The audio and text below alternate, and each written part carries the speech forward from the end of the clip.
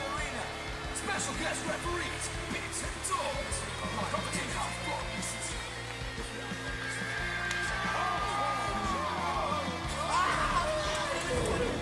He gets hurt from a flip-flop fight. You take a full wallop in the face, man. Yes, what is up, people? Welcome to the Real Wrestling Show. Dash blog. And with the Real Wrestling Show, for the Real Wrestling Show, AEW. We got a bit of a delay, but you'll just have to put up with us. Real wrestling fans, doing a show for the real wrestling fans. Episode 40 kicking off. Yeah, pay-per-view special. Bit of a milestone for us. It's basically when we started, like a year from when we started. Near enough. Pretty much. You started from the inception of AEW. Yeah. Since it was officially called All Elite Wrestling, and we have officially been called the Real Wrestling Show Dash Blog. Dash Blog. And my name's Bigsy. My name's Dorsey. And basically we're going to talk through Double or Nothing. The pay-per-view that was fucking amazing. Last night, a couple of beers, couple of doobs, and chatting away. So, let's kick it off. What a show. What an absolute banging show, man. From the beginning to the end, kicking the shit out of everything, wasn't it? Yeah, it was a sick show. Pay-per-view of the year so far. Huh? Pay-per-view of the year so far, easily. Well, it's the only winner, eh? No, the other companies have done them out as well. Oh, yeah. They're always going to be separating, eh, bro? Well, I get that, but on a serious note, I've watched a couple of the big ones. I watched WrestleMania. Do you know what I mean? This smashed it. Do you know what I mean? Smashed that ladder match out of the water, do you know what I mean? So yeah, big showing by AEW. So yeah, well done. I'm a bit gutted. First of all, a little note: the fact that it's not being advertised well enough what time it's starting and stuff. You know? Yeah, because I actually looked at it and it said the Sun. That's a newspaper in Britain. Yeah. Said that it started at 12. The buy-in show, and you said tonight. I texted you, didn't I? I said it's start at 12. Like, what time does it start? Like, because the last time as well, it wasn't on YouTube, was it? The buy-in. It was, but it come up delayed, I think. Oh, okay. So yeah. I was like, whatever. But I clicked on it, and it was just Double or Nothing. Yeah, that's what I had. Just a Double or Nothing AEW. Yeah, and it's fine, but I could have got an extra half an hour beauty sleep. Do you know what I mean? You know? Exactly. And still been well watching the show, but as it was, absolutely buzzing for this one. So so moving on. Started off a rundown of all the matches, all the rivalries. I thought that was good. I thought they did it nice and simply, pretty quick. There wasn't no dawdling on it. Do you know what I mean? Showed a bit of everyone. Wasn't it? Yeah, it was good, man. And then on to Lance Archer for a promo. Where he backstage interview with Jake the Snake Roberts and Tony Schiavone. Doing a bit of sledgehammer on the old tyre training. And then went a bit psycho and looked a bit puffed out after it. But it is quite hard to swing a sledgehammer around above your shoulder weight, do you know what I mean? Yeah. But yeah, that was pretty cool. Says that Lance is ready, is Cody. So, yeah, pretty good. And then, excuse me. Excuse me. Bless you. Bless you. That wasn't an SCU, love. That was a sneeze. Bless you. Bless you. Bless you. Oh, Jesus. Yeah, so, first match was the buy-in. The 30-minute time limit. 30-minute time limit, and it was between Piss Poor Party and Best Friends. Piss Poor Party, my bad. I meant Private Party. What? For the number one contendership for the tag team titles. Yeah. Oh, terrible. There were some real good moments in this by both teams, but there was a lot of fuck-ups by Piss Poor Party. Yeah, there was.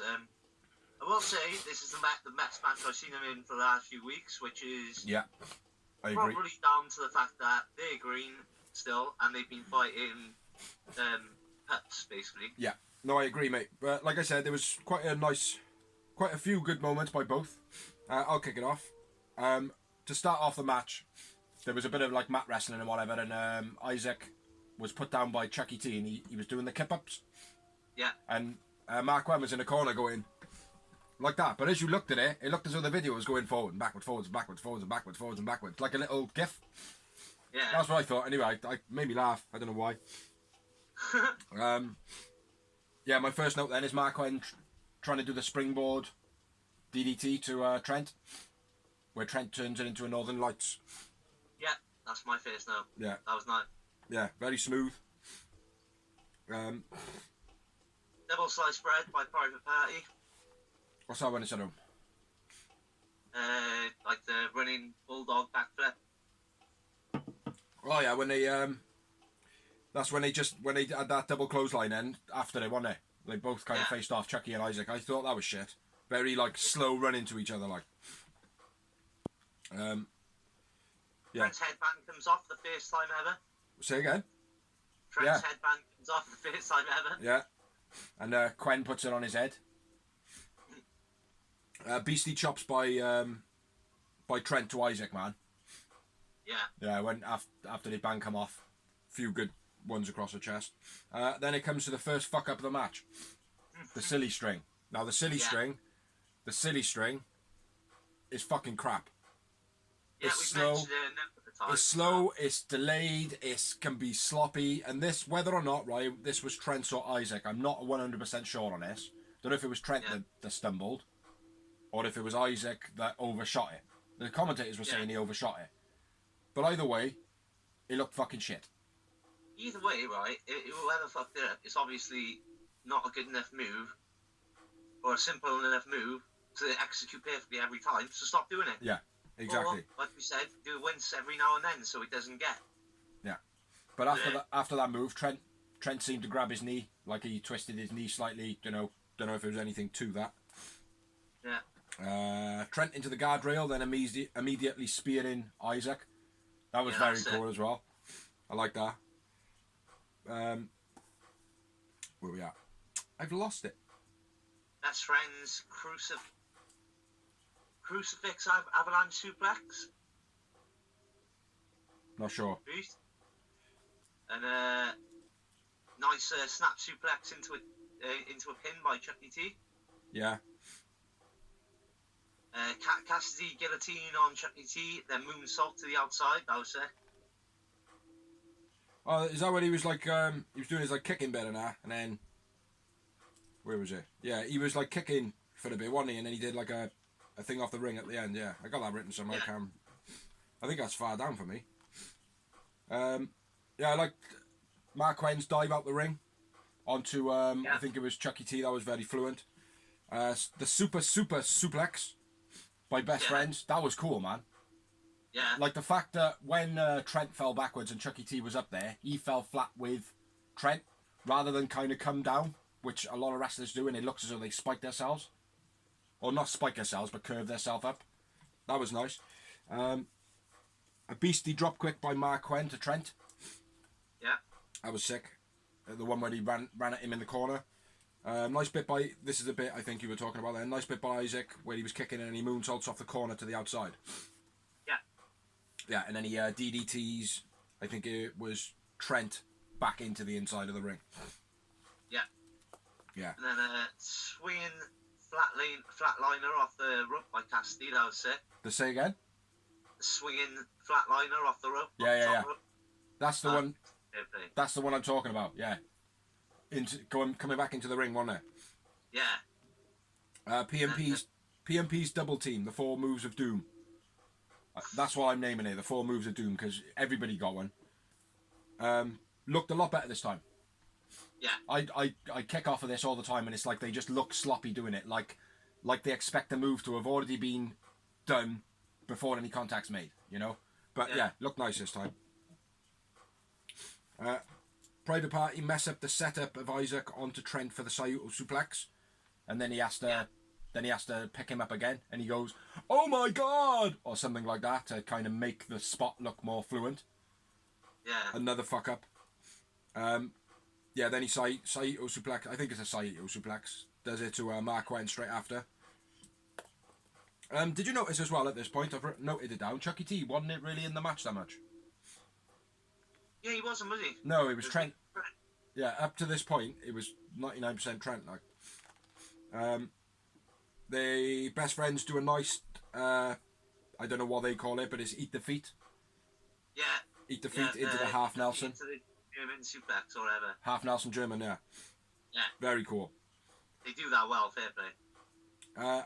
Another fuck up. Private Party fuck up a move, making Chucky T look like a right fool. Yeah. Where Chucky T chucked him up, and Isaac couldn't take the weight of him, so he had to go back down, lift him up, and Chucky T was just stood there like that. Dropped his hands, and then was like, and he looked like I fucking pleb. And that was not Chucky T's fault. Not at all, like. What else we got? But shooting star by Mark Quinn on Trent while in submission by Cassidy. Yeah. And then I've got more botchiness by Private Party doing the G9 tribute to Quarantine. Yeah, that's exactly where I was just at then. Yeah. Nice tribute. You know, nice of him to do it. The Sling Blade backbreaker after looked nasty to Trent from Isaac. He, like, I don't know if he was supposed to go onto his hands and knees to do it, but he didn't. He ended up laying flat and Trent comes straight down onto his back. Again, don't know if that was a botch or if that's something that they plan to do. Yeah. But not looking good for Private Party, you gotta be fair. No, like I said, every match we've pretty much ragged them. Like, we don't go out in our way to rag people. No, but they're not selling a good picture for us to paint, are they? Do you know what I mean? Yeah, exactly. And they act them for quite a few. They had some good moments in this, like you pointed out as well. This is a better performance for him for a while, you know. But still, it didn't excuse it. Like, Sign from Hell by Trent. Oh, I got that in a second. DDT on the outside by Chucky T to Mark Wen, and then he super kicks Isaac's head off. Yeah. Then Trent takes his head off with a clothesline. Yeah, that was beast. Yeah. That was beast, mate. The JBL at it, bro. Yeah. Yeah, the way he, like, proper, yeah. He had a good look on his face to do it as well. Clothesline from Hell by Trent, that's what I've written, like. Yeah. Yeah, it was an animal, that was. Yeah, then I've got Mark Wen couldn't jump high enough to set up the gin and juice. Even though it was reversed, he couldn't jump high enough. Mm-hmm. Again, if you can't jump high enough to do the move, stop doing it. Exactly. You know what I mean? Strong 0 finish. Yeah, man. Best friends win, and Trent was my man in the match. Yeah, mine too, man. Mine too. And I had 7 moments. 5. Yowie wowie. Yowie moments. Yowie wowie. Yeah. Not as bad as what I expected it to be honest. Well, I didn't expect it to be bad because the best friends were in it. And they've been shit hot the last few maybe months as well. Like, that's the only thing that we weren't a fan of in the beginning or didn't really get. Yeah. Now they've won me over big time. Like. So I thought best friends, yeah, and I thought, like I said, with Private Party, I think it's an unfortunate thing with the COVID-19 that they've had to. I don't think they're established or know enough to go in the ring with QT's boys, like, do you know what I mean? Yeah. They're just looking too green, man. Private Party. Too green. That's what I mean. I don't think it's happened like the last few weeks that they've had to fight people which are even greener than them, like, do you know what I mean? Yeah. That's the thing, like. I think they need to give them a female pimp, man. Take the focus off their mistakes and put it onto something that people can imagine happening. Like, do you know what I mean? Like, because at the end of the day, they are attention whores. You know, they're bouncy to the degree where it's like, oh, you're doing it too much. Like, do you know what I mean? But then if they had a manager pimping them out, you know, it'd be like, oh, okay, yeah, you're attention whores. Do you know what I mean? Like, we get it. You know what I mean? Taking a little bit of heat off them, maybe. Yeah. But so yeah, not as bad of a match as I thought it would be. I thought it was a pretty good match. It was in the end, yeah. Watching it. Yeah, I really expected it to be so poor though. So moving on, next we had a promo and it was Tony Schiavone with Ann Anderson. What do you think? I think nice little promo. I like the way Ann Anderson talks. Cuts it straight to the point. He sounds like a veteran. He sounds believable. I think he added a lot of hype to this. Yeah. You know, reminding Jake and Lance that Mike Tyson can have a free reign. He could come up and knock me and you out. He could do whatever he wants. Nobody knows. You know? Exactly. I think that added that little element as well to it. You know? Yeah. Yeah, it was good. Then moving on, there was another promo, Mox and Brody Lee build-up. Yeah. Which is, again, pretty standard. Same sort of thing that you've seen the last few weeks. Yeah. It was it's been good that the show starts off with a rundown of all the matches first, then starts off with Lance and Cody because it's kind of the most hyped belt. Then the next promo was obviously Cody again. Cody and Lance with the whole Tyson element because Tyson's a big thing in it.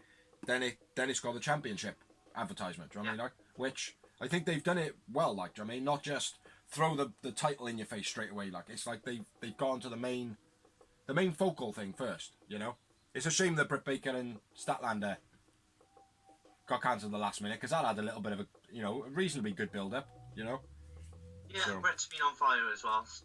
Yeah. Like promo wise. Yeah. So she has. So yeah, a bit of a shame. Then we had one more promo ish, which was JR doing his entrance.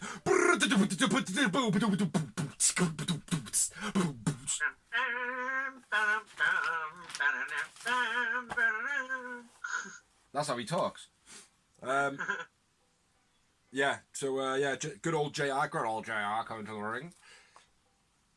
Then we have one more promo before the first match, which was the build-up of all the rivalries, which I thought was absolutely brilliant. Again, I know it was almost identical to the one that was on the buy-in, but I thought that was good. Like, then it went on to Joey Janela saying how he's just come into the match last minute because Phoenix was taken out.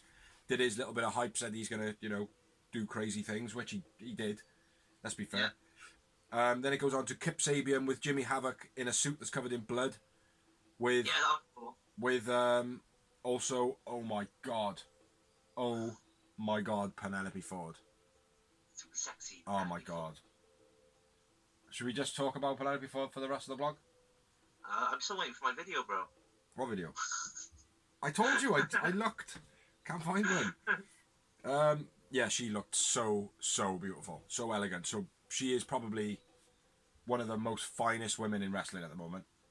You know, and it's not just the fact, oh yeah, she's sexy, whatever. Like, it's like the girl can fight.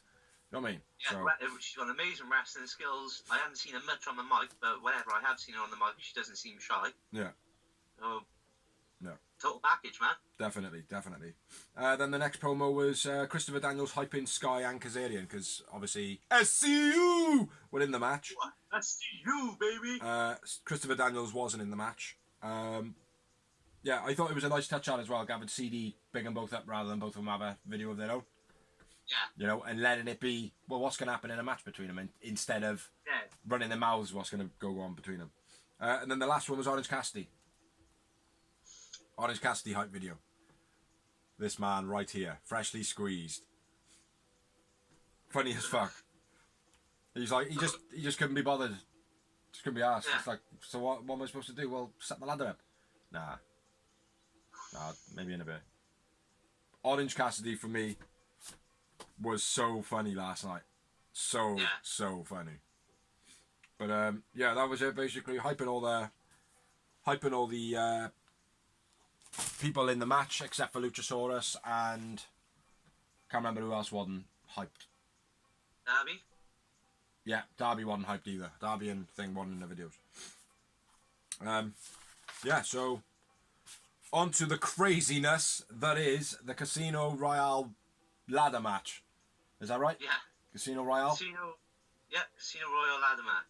The buy-in ladder match. Jesus, was it a spectacle? It was crazy, wasn't it? It was brilliant, mate. Brilliant. Everything in it. Even there was a mystery opponent come into it, which we'll discuss now. Now, I don't know what you made of it, right? But I thought it was perfect.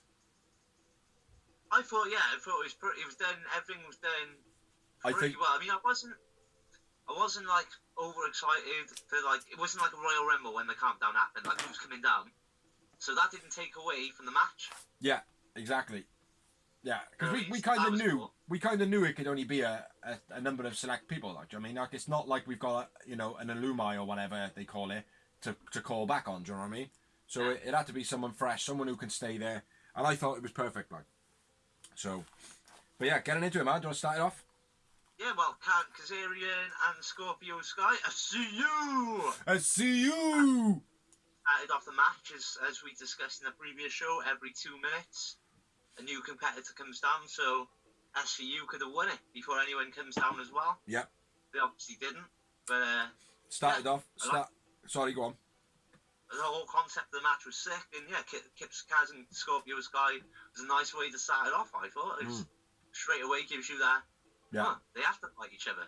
Yeah, and both of them go for the ladders, slide them in, look at each other like, oh, come on, pal. Slide them back out. Do you know what I mean? Yeah. And then, obviously, like you would expect, Kaz and Sky kind of wrestle for more for, like, brownie points over the other one, like, more pride type thing, rather than, like, oh, right, I want to try and win this, like, you know what I mean? Yeah. Thought that was very, very cool by them. And I thought, as it should have been, if it wasn't in the match, it would have been a bit ridiculous. But the fact that SC knew each other's moves and they were countering them. Yeah. But countering them in a way that they were so fluently done, like they do it all the time. Do you know what I mean? I thought that was real cool. Like you would imagine. Yeah, exactly. Like, do you know what I mean? Like, oh, who'd you train with? Well, Dorsey. Like, I train with Dorsey. Like, what? Anybody else? Well, there's no need to, is there? Like, I train with Dorsey. Like, he's good enough.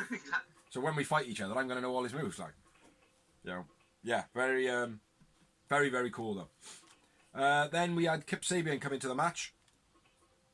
I don't know if you got any more notes on SCU. There wasn't loads there. No, I didn't go too crazy too early because I knew this was going to be a fucking car crash of a match, like so.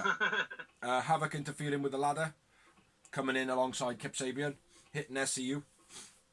Yeah. That was pretty cool. Well, no, he jumped them from behind, didn't he? Kip and Penelope Ford came out on the ramp and Havoc come from behind. With the ladder, yeah. Yeah. He picked up the ladder and rammed both into SCU. SCU! SCU!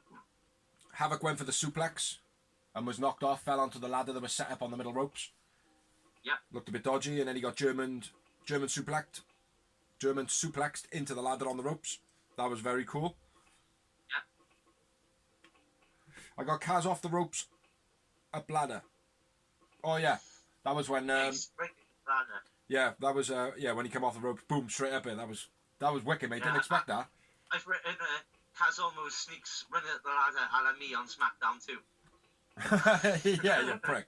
I'm just playing my character. I'm just playing my character, Biggs. Yeah, Darby Explosive taking out Sky with a big dive. Very Darby fast. was the next set now. Yeah, sorry, yeah, Darby was the next entrant. My bad, sorry. Yeah, his dive out the ring, man. That was well explosive, man. Yeah, he came out on fire, but then he didn't do a great deal in the match. To be honest, I was quite. No, I'm not surprised though. The next big note from me is the spot. Yeah. You know, which was where he climbs the ladder with a skateboard and tries to ollie onto Kaz through another ladder, but Kaz is like, nah. Yeah. Dodges it, and Darby takes the plane crash. Yeah. Plays it well as well, man. Plays it like he's proper, like, got a bone sticking through his shin, doesn't he? Mm-hmm. And the height he jumps as well, like, with a skateboard on his feet, like, I mean, it's fucking sick. Big spot, man.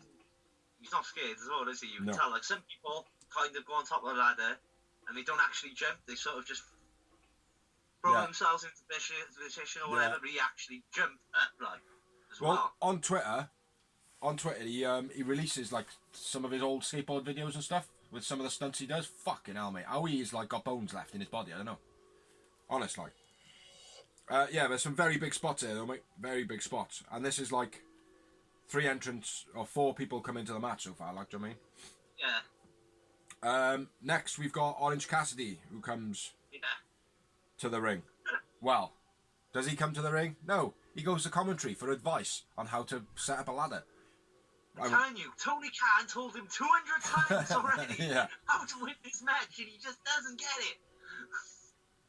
So yeah, he goes over to find out how to win and what the rules are. Walls to the ring, takes him like pretty much almost the amount of time for the next entrant to come out. Yeah, to try and set up a ladder. Like, he sets it up flat on the floor, stands on it. That doesn't work. Well, first he just tries to jump for a minute. Yeah, standing on the ladder, there's just on the floor flat, like. First he doesn't even use a ladder. He just tries to jump for it. Oh, did he? I didn't notice that. Yeah, and then he gets the ladder. Yeah. It's laid on the floor, then he's like, open it up, and then it just keeps dropping. Open it up, keeps dropping. And yeah, the next entrant comes in then. Which is Colt Cabana. Boom, boom. Colt Cabana.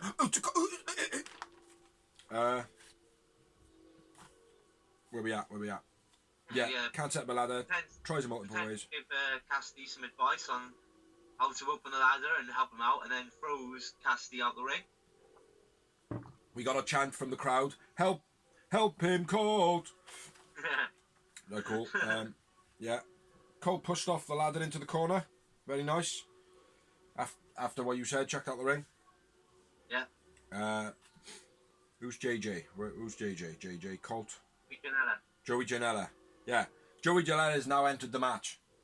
Yeah. With a fucking speed of lightning. Bada boom! Yeah. Swanton bomb. Straight off the side ramp. Straight off the stage, yeah. Over the rail, then off the steps. Off the bleachers steps, not the ring steps or anything like that. The actual fan rails. Yeah. Beast of an entrance. Beast of a fucking entrance. Do you know what I mean? And then he takes it to SCU with a chair. Yeah. Which is interesting though, like it doesn't normally happen, but that was the first time a chair was actually used in this match. Mm. Normally a chair is like pretty much in a ladder match comes into play pretty early. Like. Early on, like. But yeah, Joey Janela hits Kaz with the chair, then he hits Sky with the chair. Then Kaz thinks it was Sky, which I thought was... He's like, oh, what's going on? And then the chair, like, what the fuck? Yeah, Sky gets kicked out. Then... Shit, man, where have I gone? Shit, I've lost my notes. There we are. Luchasaurus, the next one out. Yeah. What have I got there? Luchasaurus' big boot to the ladder to Kip. That was very sick. Very impactful, I thought. Yeah. I've lost my notes again, man. Lucha power bombs Sabian onto everyone but Kaz. Yeah. He did. Outside. He did quite a nice, unique takedown as well. Like he did like a headlock takeover, but it looked sick, man. To set up a kick. Yeah. Sunset flip to Lucha off the corner from Darby. Where Darby, I don't know whether you want to call it a sunset flip or code red, yeah. Before that, Luchasaurus chokeslams Kaz on a ladder. Then again in the ring. Yeah. And then we have the next entrant. Yeah. To me. Which I was surprised, and I wasn't, because obviously I was online a few hours before it. Yeah. And I seen like people's guessing, like, and I did see Brian Cage's name pop up, and I was like, ooh, actually, yeah, that makes sense, like, because he's obviously been on sabbatical recently. Yeah, and the rumor was I don't see him making it in WWE, and there was no point in him going back to Impact. So, well, the rumor was before he got injured that he was already signed, blah blah blah, you know, so it's kind of inevitable, you know. Basically, made an Impact is going to AEW, isn't they? So. Say again. Anybody who's made an Impact ends up in AEW next, pretty much. Hopefully now. Well, that's what it's been, look. The Lucha Brothers, LAX. Yeah. Well, hopefully that's a pattern, mate, and that's where wrestlers feel that is the best place to go for them, rather than, gotta go to the other company, do you know what I mean? What I found was very unique, was he was aligned with Taz. Yes, which I think is a match made in heaven, mate. Yeah. Brian Cage, guy is awesome in the ring. He can speak, but he's not a promo guy. No, he's not as bad as a Benoit per se. No. But he's not a Jericho. No, he hasn't got. He's too babyface for it. Yeah. I feel like he's too babyface for it. He needs. You know, he haven't got that killer look to him. Like, it's like when his chops are all grown out. Like, do you know what I mean? And his face looks a bit more like a guy, like a character out of Red Dead. Do you know what I mean? Like that. He looks a bit more like Wolverine. Yeah, he looks a bit more fierce then. Like, do you know what I mean? But he doesn't look fierce at the moment. Like, his mohawk, I think, suited him much better to look like an aggressive animal, like, do you know what I mean? Yeah. But now he just looks kind of like, now he looks like, what's his name? Robbie E. You know? Taz was always a little, as we know, a great wrestler. a small guy. I don't think Brian Cage is a small guy, is he? But No. for some reason, he doesn't look big on TV. Do you know what I mean? No, he looks like a normal dude that's just built like a brick shit house. Yeah. Yeah. I think the alignment though is because he's got a lot of like suplex machine type about him. Exactly. I think that's what's good. And obviously we're talking just about Taz aligning with Brian Cage here now. But recently Taz has been doing a show kind of storyline with Darby. Yeah. So straight away we've got a rivalry built already. Yeah. Without Brian Cage's name even being mentioned. Which again is a fantastic move by AEW. Yeah, definitely. So back to the match. It's worth noting, because we haven't noted it, I've just remembered, Phoenix, Joey Janela replaced Phoenix in this match because Phoenix got injured during Dynamite. It was originally scheduled to be Phoenix. Yeah. Rumoured hip problem. Yeah, and if anyone hasn't seen Dynamite, watch it back, because there's a splat you see in tape. Yeah. Unfortunately, to say, there was a lot of botches on AEW this week, I think. Yeah. On Dark and Dynamite, but still, absolutely brilliant wrestling. Brilliant wrestling. Yeah. So, back to the match. Brian Cage comes in, kind of clears house, throws Darby into the corner. Had her in half on the rampway, didn't he? Yeah. And he ripped her in half. Yeah. Yeah, it looked a bit poo. Throws Darby into the corner and out. And Darby looked as though he put his head maybe in the wrong position when he does his whole jumping out thing. Yeah. You know that thing he does when he runs into the corner? I don't know if Brian Cage may have threw him a bit hard and he's jarred his neck. Another thing worth noting, as soon as Brian Cage got in there, first person he went for, Darby Allin. Yeah, exactly. There's the rivalry we were talking about. Yeah. Brian Cage then does generally clean house. Yeah, everybody comes from the outside. Spin out, slam, like on Darby. That was sick. Yeah. Cage Beastie powerbomb on Kip. Beastie German on Scorpio. And then Cage, Orange Cassidy jumps on Cage's back while he's climbing the ladder. Yeah. And Cage is like, whatever, and just carries on climbing. Yeah. Mate, I thought it was going to end there. Like, I was kind of thinking, Cassidy going to sort of sneak it, like, just jump over him somehow. Brian Cage just think that he's got a coat on, like, when he gets to the top, like, do you know what I mean? But, I thought it was very, very cool, man. Then we've got ladder to Cage's head, then into the ring post. Yeah. That was cool, because everybody grabs hold of him and sets him up, didn't they? Yeah. Yeah, look, that was... Everyone realises now, fuck, this guy's just a Terminator and he's terminating us all. Let's gang up on this bastard. Yeah. So, they hit him with the ladder, he goes out the ring, they chuck him into the ring post. All looks very believable in the terms of what wrestling is, like, do you know what I mean? For you people that go, believable, whatever, fuck off. What we got then? I've got ladders guardrail put on BC. They bury it, basically. They bury Brian Cage in steel chairs. That's it, yeah, my bad. Yeah. Whatever they can find, and then they get that big ass poker chip.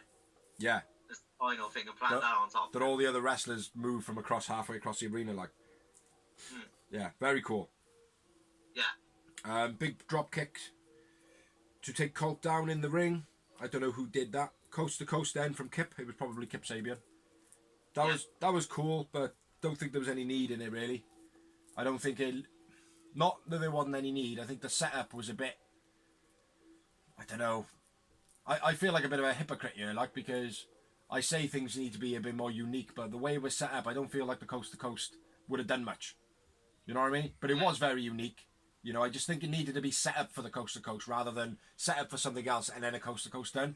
Which I'm always saying. It needs to be stuff like that, you know? I think it would have been better if that spot was earlier on in the match. Maybe. Yeah. But I just didn't feel it had as big of a thing as what it should have had, maybe. Yeah.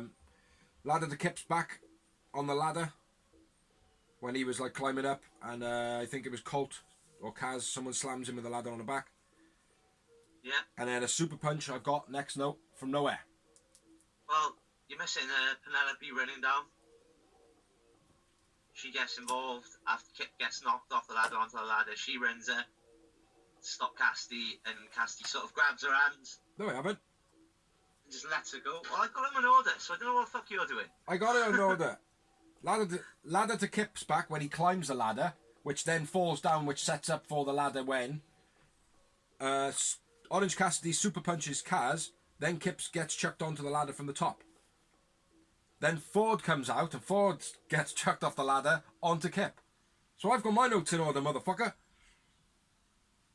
And then I got Havoc choking with a tie. Yeah. And then best friends come out for the save. Yeah. So we up to date? We back? Yeah, we're up to date now. Yeah. Luchasaurus sets up for the chokeslam, which looked awesome, man, but then he didn't get to do it. Yeah. Orange goes for the chokeslam. Huh? Carry on. I was going to say, Orange Cassidy then goes for the chokeslam on Luchasaurus. Yeah. Which, again, very funny from Orange. At which point Marco Stunt runs down, right? Yeah, with a tiny set of ladders, the same ones Brian Cage ripped apart, or same type. Yeah, tries to go for the chokeslam on. Who did he try and chokeslam? Was it Orange? Yeah, it might have been Orange. Yeah. Yeah, that didn't work for Marco. And then we had a spot in the match, which doesn't happen often. Kaz made a fuck up. Yeah. You seen it, yeah? Yeah. Did like the Orange got knocked out or knocked down. He was underneath the ladders. I think it was Orange. And then he does like the splits over the top of the ladder into he goes for a Hurricanrana. I just completely overshoots it massively. Which yeah, that was a bit shit. Not shit. It looked rough, but you don't expect it from Kaz. Brian Cage comes in from out underneath all the stuff. Well, just before that, SCU are going for the belt, or the chip, sorry, and they're fighting on top of the ladder, which I thought was nice because they probably went for it. Yeah, I did actually.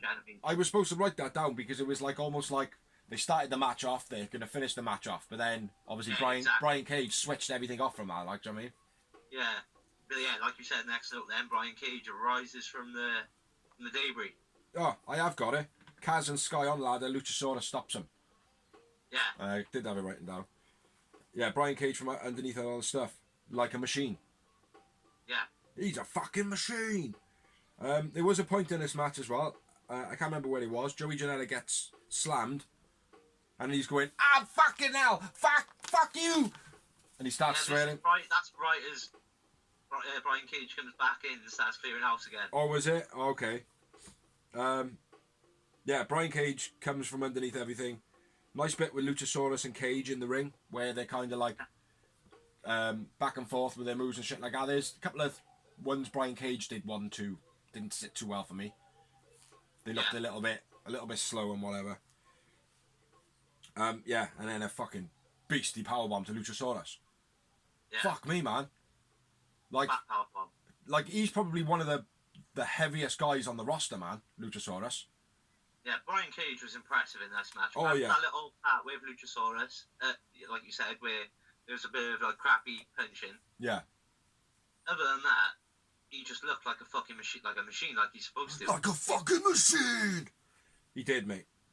Yeah, Darby then re-emerges and slaps Cage in the face. Yeah. What did he think was going to happen? Do you know what I mean? I don't know. Like, drill floor. Yeah. That's what I would have thought. Yeah. And he just got clotheslined, beastie style. And then he hits him with the drill claw. Yeah. This is all to Darby, mind. And then he sets Darby up on the ladder. Sorry, go on. Yeah, he picks him up, slams him on the ladder, and then picks him up gorilla press style on the ladder. Yeah. Threw him out the ring, which was, again, very unique. I've never seen... The ladder did the ladder did unbalance for a second. Did you see it? Yeah. They set it up and it fell off, but that happens sometimes. Like, can't fault it. Like, cameramen did well to cover it. Yeah, W on a ladder. Yeah, end of the match. That's it. That's all she wrote. Brian Cage is your new #1 contender for the AEW World Heavyweight title. Yeah, which sits alright with me. Yeah. Sits Like alright I with said, me. well, here's the thing, right? It's like, when because we're obviously Impact fans, big Impact fans. When Brian Cage was coming to Impact, you were well buzzed. And I remember you showing me all the videos of him because I wasn't too familiar with him. I was like, I can't wait for this guy to come. He's a fucking machine. Impact, he kind of fizzled out pretty quick. He did, and me and the missus had this discussion, right? For me, what I think it was when he went to Impact, he kind of went in there as the machine. He went through everybody, but he didn't pick up no storylines whilst going through anybody. Yeah. So when it got to the end, then it's like, oh, what do you do now? Like, and it's like, oh, well, you fuck with me the other day or whatever. There was none of that. Do you know what I mean? So yeah, it was that for Impact. The roster was quite thin at Impact at the time as well. Yeah, it's not the same now. Like, do you know what I mean? But Brian Cage can wrestle, and AEW is full of wrestlers. You know, and Peter Avalon. But yeah, absolutely brilliant match. Great match. Kaz. Who was your man of the match? Kaz, man. Kaz. Fair one. Let me write that down. My man of the match was Orange Cassidy. Fair enough. Out of curiosity, because there were so many in the match, what was your second man of the match? My second man of the match? Probably Brian Cage, to be honest. Fair enough. Yeah. Yeah, there was a lot going on, mate, in this match. There was a lot that went on, like, and it's, you know, again, when we do man of the match, it's not necessarily like who got the most points or whatever. It's just whoever you fancy, really, isn't it? Like, do you know what I mean? Whoever impressed you the most in that match, or whoever stood out for me in that match. I think Orange Cassidy, mate. The promo just before it, going to the commentators, he added that fun element to it, which I think big matches like I need. The reason I've gone with Kaz, mate, is because he was in it from the beginning, and he was in most of the big spots. Yeah. Who was your second? It was either Orange Cassidy or Brian Cage. Yeah. But I couldn't pick them because I couldn't pick Cage because he just came in the match too late. Yeah. Because obviously the last one. Yeah. I was like, Yeah. No, that's fair. Like, now these are going to be big, yowie wowie moments. Mine certainly is. Mine's double figures. Yeah, mine's double figures too, bro. Yeah, I got 25 moments in this match. Ooh, not quite that generous, bro, at all. I've gone at 12. 12. Yeah. I always outdo Dorsey in the moments. After the match, Taz says that Brian Cage is going to keep dropping bodies. Sick. Another interesting thing, like, I'm thinking of, like, I mean, like, WWE has always been a big guy company, yeah? Yeah. Right now, AEW have got some of the biggest, talented guys in the world. I mean, Lance Archer, looking sick. Yeah. Wardlow, he looks impressive. We all know Luchasaurus can go. We've seen him for a while now.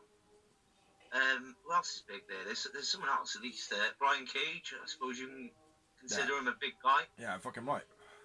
So, like, I mean, there's 4 right off the bat, just off my head, like, I mean. Dustin. Jake Hager. Yeah, there's a few A there. lot of big guys that would normally fit the WWE Vince McMahon mold, like, and they're using them all well as well, so. Yeah. No, it was, yeah, I agree. Do you want to start next? Yeah, so, next match. Next match. Did you catch the time limits? I haven't caught time limits. I haven't caught some of them. This was a 30-minute time limit. I'm assuming all of them are 30-minute time limits then, because they normally are. Why not? MJF with Wardlow versus Jungle Boy. Jungle Boy. Which for me, as I said to the missus, is a battle of the young lions. Yeah. This is the future. This is Rocky Maivia versus the Gentleman Hunter Hearst Helmsley. This was an awesome match. You had The Rock versus the Game. This was a brilliant match. Yeah. Some real good like psychology in this match. You know, and both of them had to, not so much MJF, but both of them had a bit of a whipping in this to show, like, yeah, I can take a battering, like, you know, I can. Yeah, had a kicking in this. What are you on about? Did he? I thought Jungle Boy had more of a beating in this. Yeah, but Jungle Boy always takes a beating. And like that Hurricane, like one point, I don't even need to look at my notes. Oh yeah, I know that one.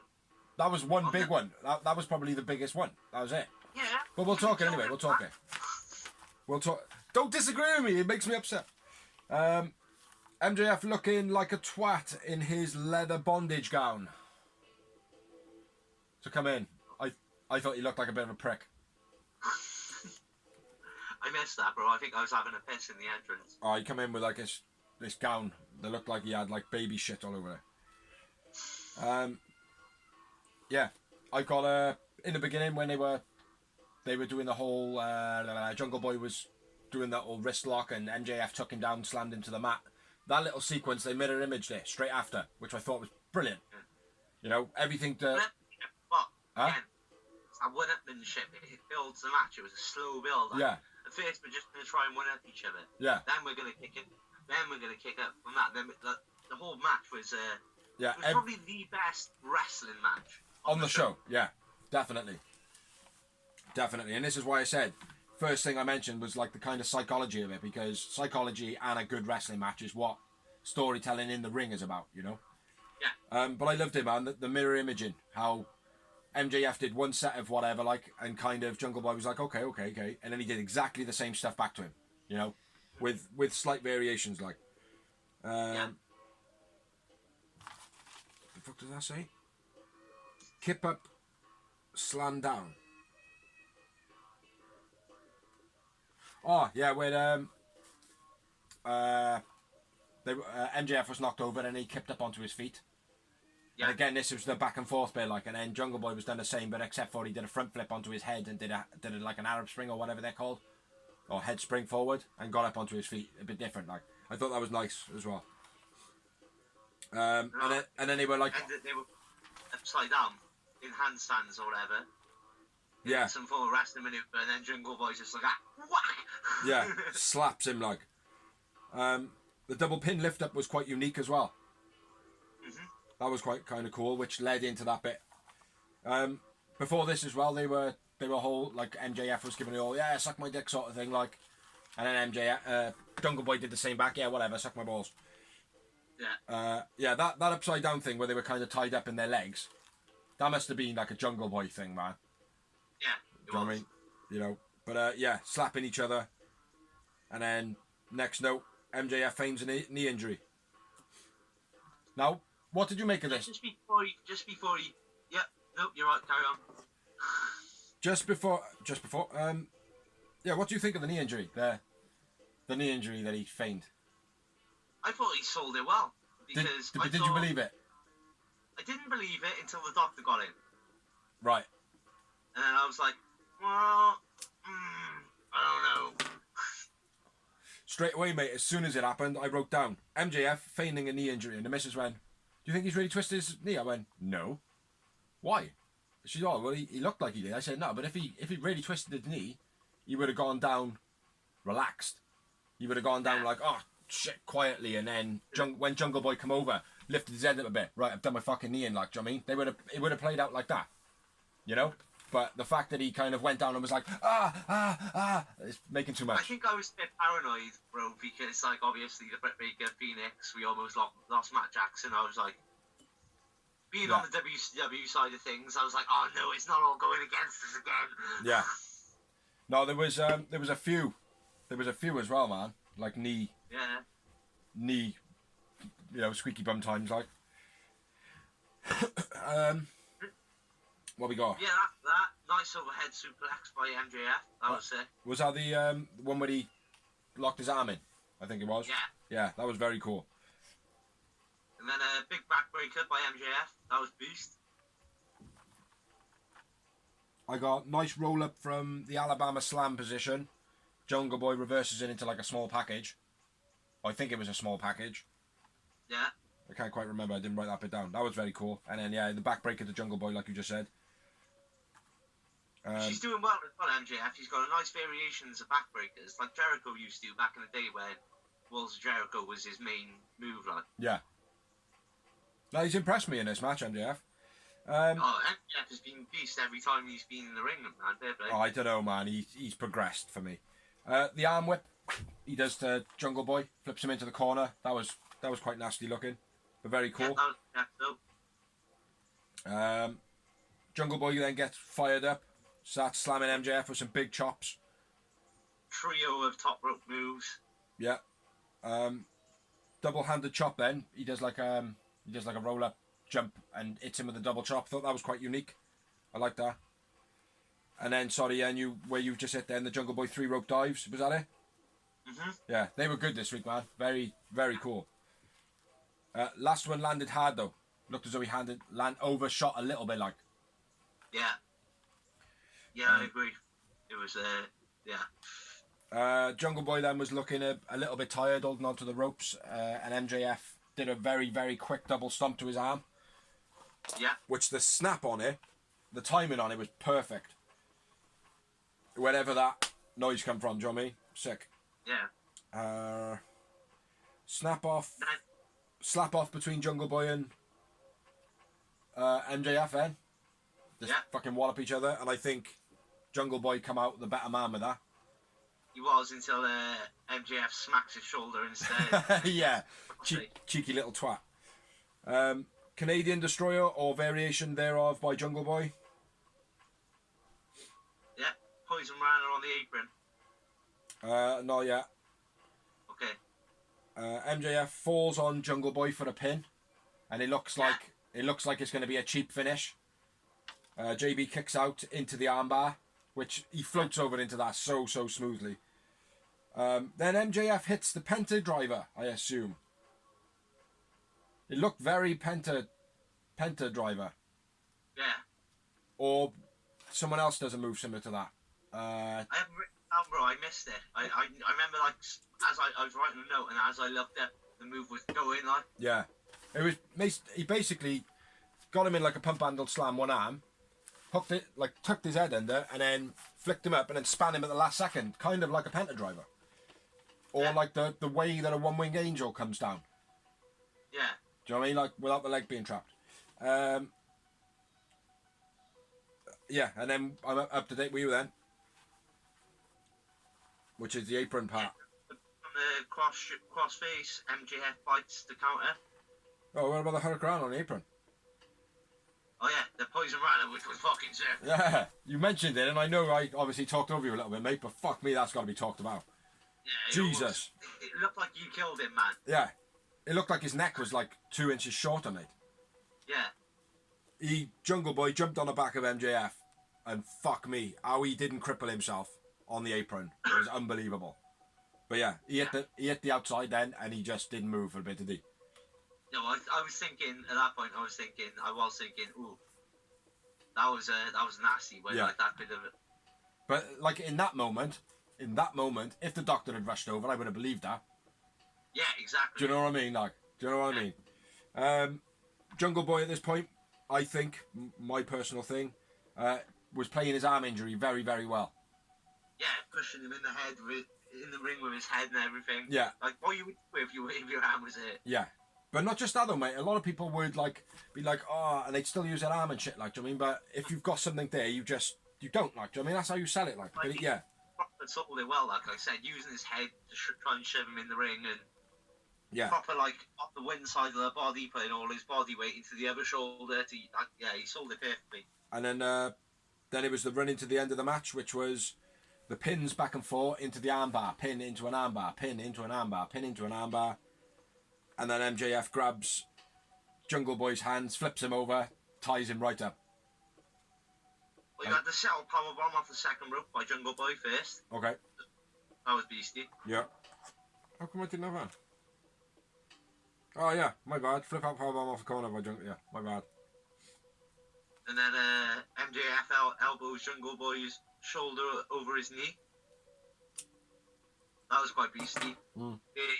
Technical wrestling that we always say MJF does well. This is what I've included with the pins and the elbow moves. Yeah, there was a lot of elbow tie-ups into pins, elbow tie-up into pins. It was very unique again. Yeah. And like you said, mate, in the beginning, the accolade of a not perfect wrestling match, but this was the best wrestling match on the show. Yeah. Finish, which was again unique. Yeah. I've never seen that before, I don't think. Maybe Eddie Guerrero. Yeah, and it was a pin that you genuinely. How the fuck are you going to kick out of that? Yeah. You can't, can you? No. Not unless you wanted to like twist your neck up and kind of have your hands in between your legs. Yeah, You know? after a match like that, Yeah. believable. Like, I mean, we ain't got that energy to do that. Yeah. Sick. Absolutely sick though, that match. So Yeah, yeah, like I said, the wrestling match on the show. yeah. So it Like I was, said, I can imagine these two in 10 years, 5 years' time being the main event. Like, yeah. you know what I mean? MJF was the winner of the match. Jungle Boy, man of the match for me. Man of the match for me was MJF. MJF, nice. And I had 9 moments. I had 6 yowie moments. 6. Maui Wowie. But yeah, if you haven't seen it, 20 quid on Fight TV, go and watch it. Then we had a promo. After this match, we had a promo. Which was Cody and Lance Archer build up. And Tyson. Like the mention of Tyson and whatever. Obviously a build up. The build in to go into the match, which was the next match. Didn't catch the time limit. I would imagine 60 minutes. Yeah, because it's a title match. It's a title match. And it was between Cody Rhodes with Arn Anderson versus Lance Archer with Jake the Snake Roberto. Also with Mike Tyson as the guest enforcer. So Mike Tyson comes out with the belt. We'll obviously have a little chat by here. Mm-hmm. What do we think? Well, it's worth noting the belt isn't finished. Mm-hmm. Yeah. So I think right now it doesn't look like a bad belt, but it does look like an indie belt.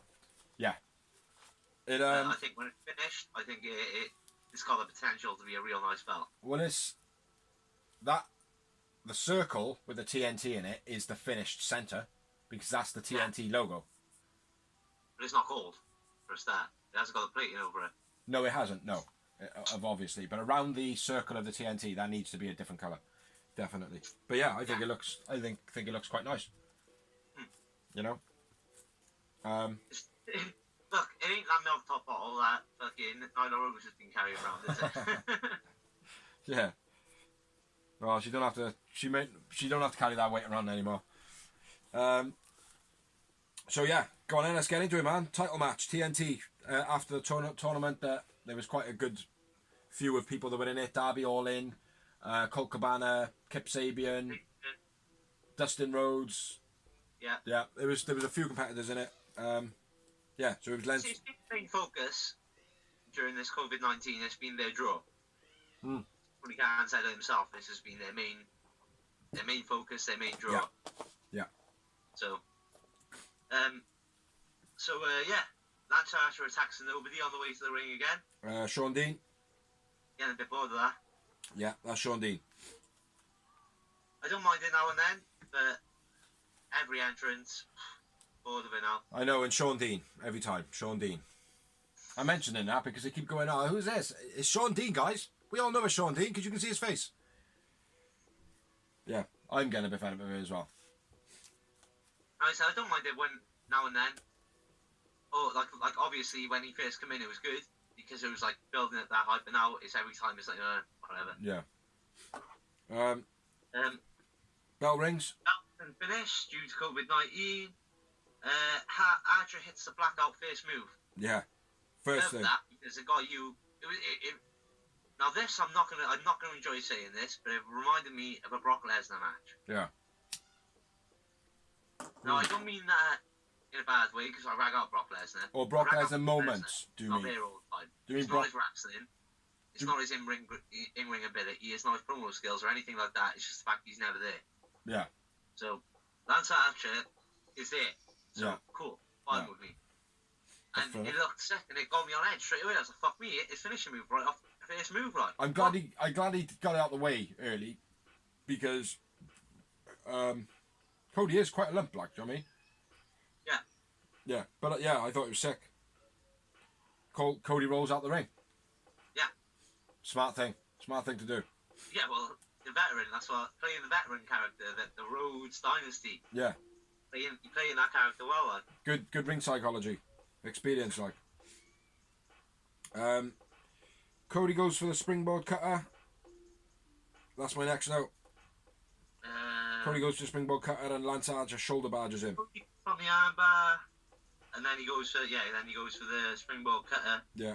Lance Archer takes him out with what was it?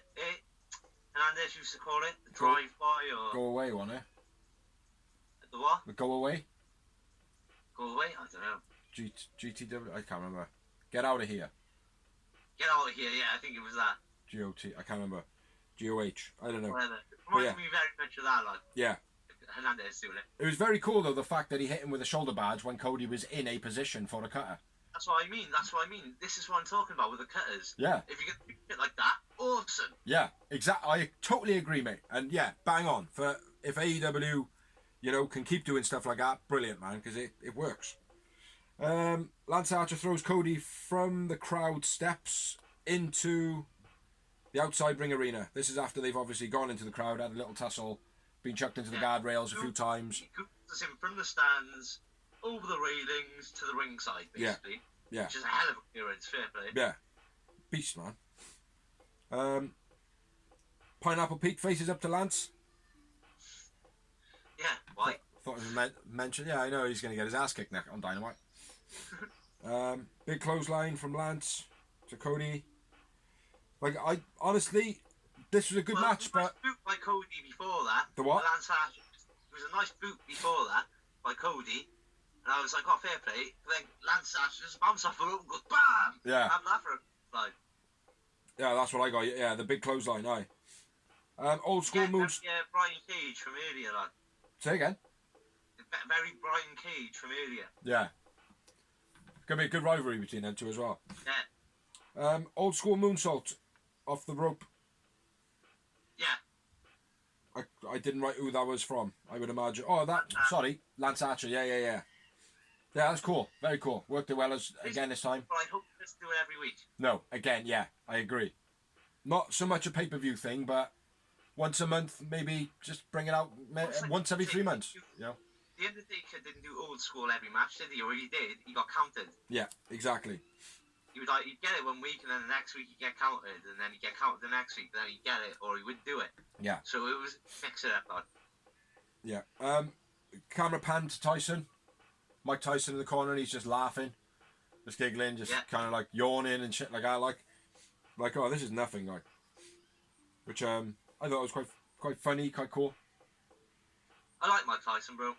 Yeah. I don't like, as in I'm a fan of his, but I like the fact that here's my thing, like, when you bring in celebrities, I got beef with when you're paying all these celebrities lots of money and they just come in for the paycheck because they don't really care about business. Yeah. I know Mike Tyson is a fan of wrestling. Yeah. So I don't mind. Yeah. Because if someone came up to my house and went, oh, I'll give you some money to come to do an independent show. I'm like, yeah, I'm a fan, man. Yeah. Not sure me. Yeah, exactly. So, no, props to him, man.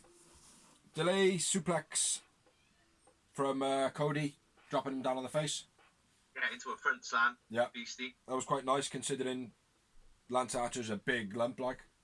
Yeah, exactly. Throwaway suplex by Lance Archer to Cody as well. That was impressive. Yeah. Just launching him across the ring. Turnbuckle was exposed at this point by Lance Archer. Went to throw Cody into it. Cody reversed it. Lance Archer ran into it with his chest. Then I don't think it was used again in the match, was it? It wasn't, and I gotta be fair, I haven't even noticed it. I didn't even see it being exposed until. Yeah. It was so quick. Do you know what I mean? Like, it was just I actually noted it, thinking like, oh, will it be used again? Which I think I kind of like the fact that it wasn't. Do you know what I mean? Yeah. It's like, oh well, we've made people think, oh, is that going to be used? And it doesn't have to be every time. Yeah, you know exactly. What I mean? So I thought that was pretty cool. Cody wraps Lance around the ring, starts yanking on him from the outside. Nothing spectacular, but I thought it was worth a note. Yeah. Lance body presses Cody out of the ring over the corner cam. Yeah. Beast. Over the corner post, corner cam, everything, mate. That was fat, fair play. Beast. And we had the rock bottom by Archer. What do we think of that? Was it the rock bottom? Or was it the side effect? It was the rock bottom. I thought it was more the side effect. No, it's definitely the rock bottom. Was it? Oh, okay. I thought... JR says... He tries to say Uranagi suplex, and he's like, no, it's just a rock bottom. No, it's cool, though. I wrote nice side effect by Lance. Because I wasn't too sure what to make of it. Rock bottom by Archer! Yeah, it was cool.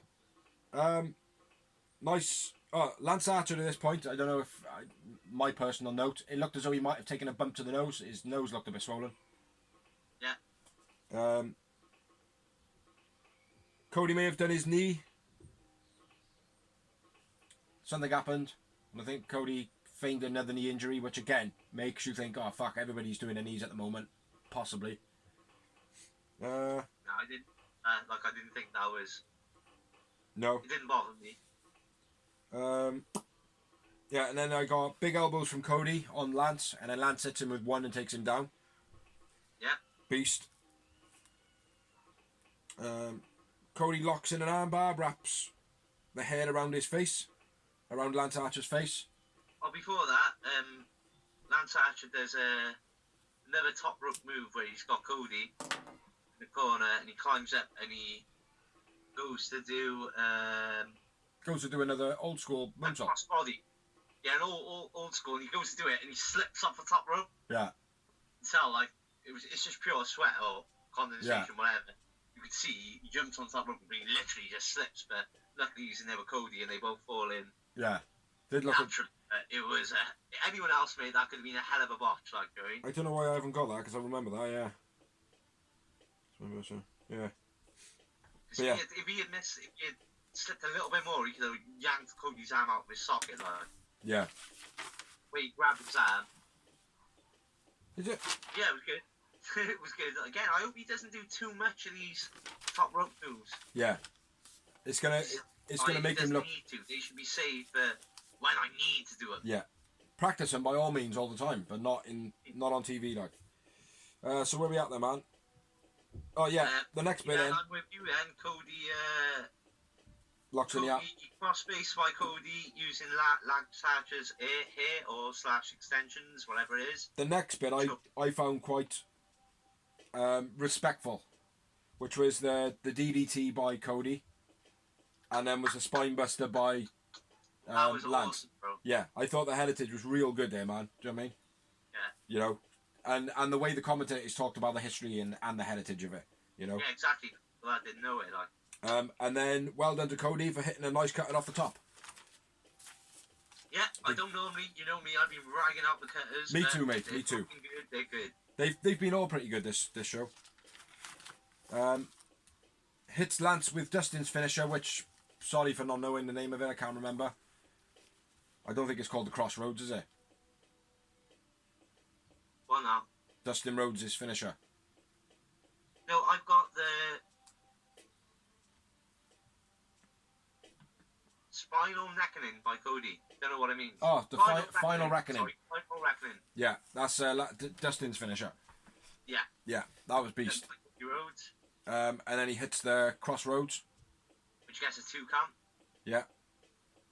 Then he hits him with a Stinger Splash. Well, before that, Archer beastie chokeslam as well, isn't it? Or was that after? That was just after, yeah. Stinger Splash and a chokeslam. I think with a Stinger Splash, right, I was like, maybe, right? Yeah. Maybe.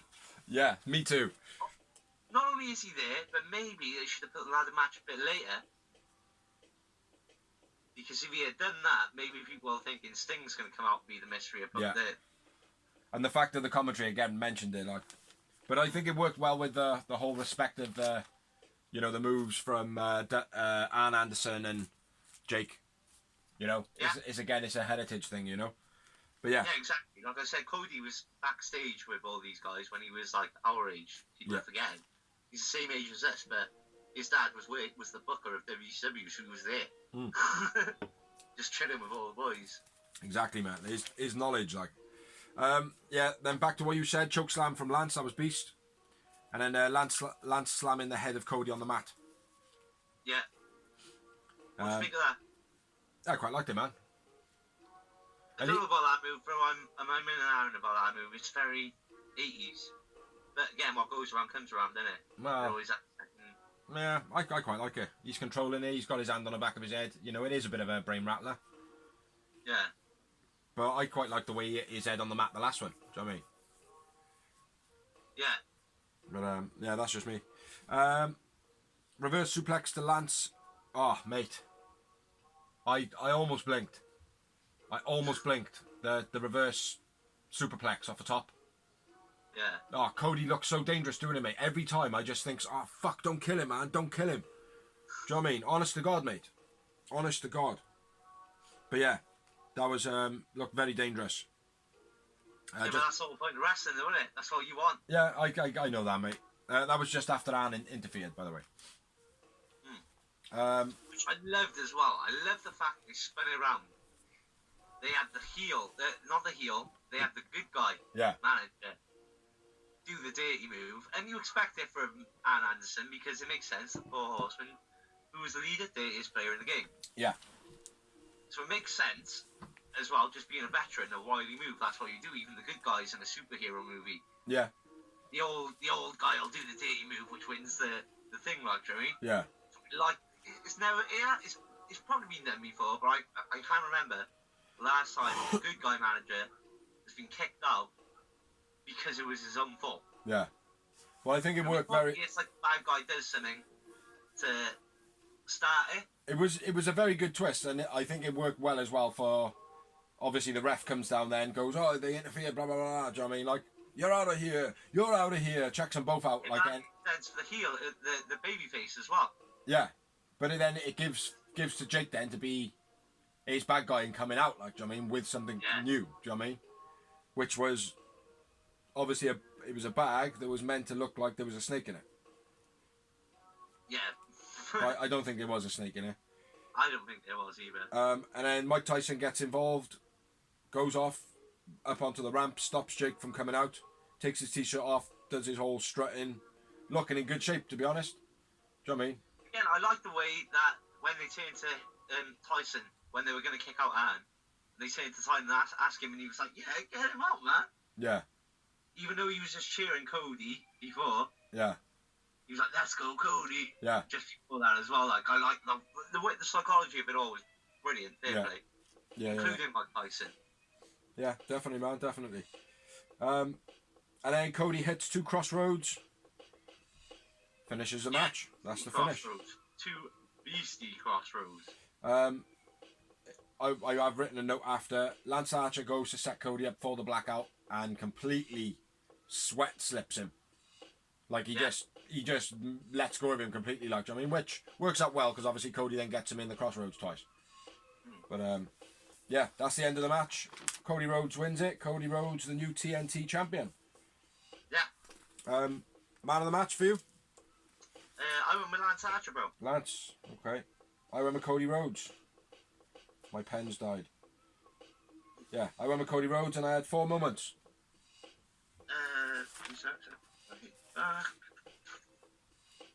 And Snap, I had 4 moments. 4 moments.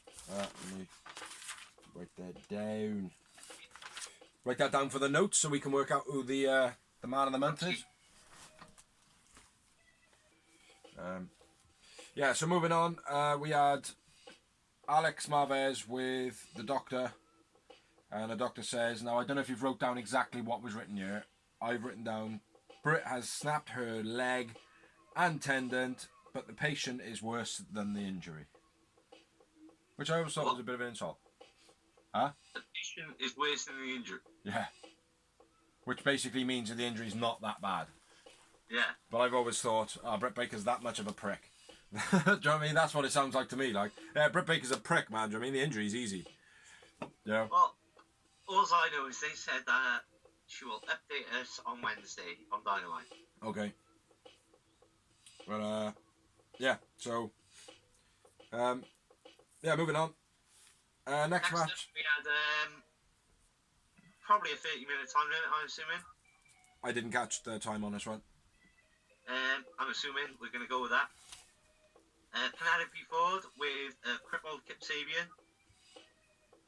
versus Chris Statlander. It's worth noting, Penelope Ford is the superb replacement for Britt Baker. Yeah. And to be honest, I think if Britt Baker is here long term, Penelope Ford will be taking her spot. Yeah. Not in a mean way. No, but just things got to move on, like, do you know what I mean? And then when Britt heals, she comes back and does what she does. Do you know what I mean? Exactly. Well, like I said, mate, I've been on the Penelope Ford bandwagon ever since that first Lita ran it. Yeah. Yeah. Definitely, mate. Let's get into the match here, man. This one was a last minute thrown together. Not to say that it wasn't good, but it certainly wasn't as maybe practiced as what Stat vs. I Brett was think going to be. these two could have had a lot better match if it was scheduled. That's what I mean. What you're saying. Yeah. Yeah, I agree. Stat trying to boot Ford from the beginning a few times, and Ford kept on reversing it. She bites her. Yeah, she bites it at one point. I think it was Ford. She does like a nice DDT off a ropes, Randy Orton style. Off the second rope, yeah. Yeah. Randy Orton, exactly what I've written. Stat dives to the outside, takes out Ford and Kip. Christ, do you see that? Yeah, well, before that, it was a nice snap suplex by Ford. Yeah. Note that. But yeah, suicide by Stat takes out Penelope, Kip, and almost her face. Yeah. With the guardrail. Penelope's neck whips, man, proper. Looks nasty. The whole thing looked nasty in that. Like it wasn't a bad thing. It wasn't like a, oh my god, I can't believe you did that. She just overshot it slightly. Yeah. Or they were slightly too close to the ring apron, whatever. But she sort of hit him and then went, boom. Come out with a lot of pace, I think, as well. Because she's not small. Stat like. No, she's very. She's a lump. She'd match up with Charlotte Flair, like. Yeah. Sick German suplex to Ford. Very good. Yep, release German. Roundhouse into release German by Stat, you mean? Yeah. Sorry, yeah. The Scorpion Death Drop from Ford. Yeah. I am right in saying that, aren't I? Oh, wait there. You are right in saying that, but 2 seconds. Yeah, carry on, man. If I go in too fast, it's Michinoku driver by Stat, gets a 2 count. Yeah. Oh, nice.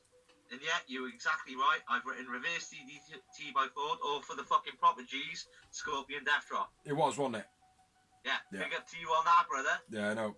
High five! High five! Because you're not a WWE fan, so. I am a Sting fan, though, in a way.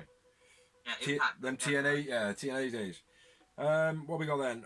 Ref telling Stat to take it off the corner as she screams no, which I thought was pretty cool.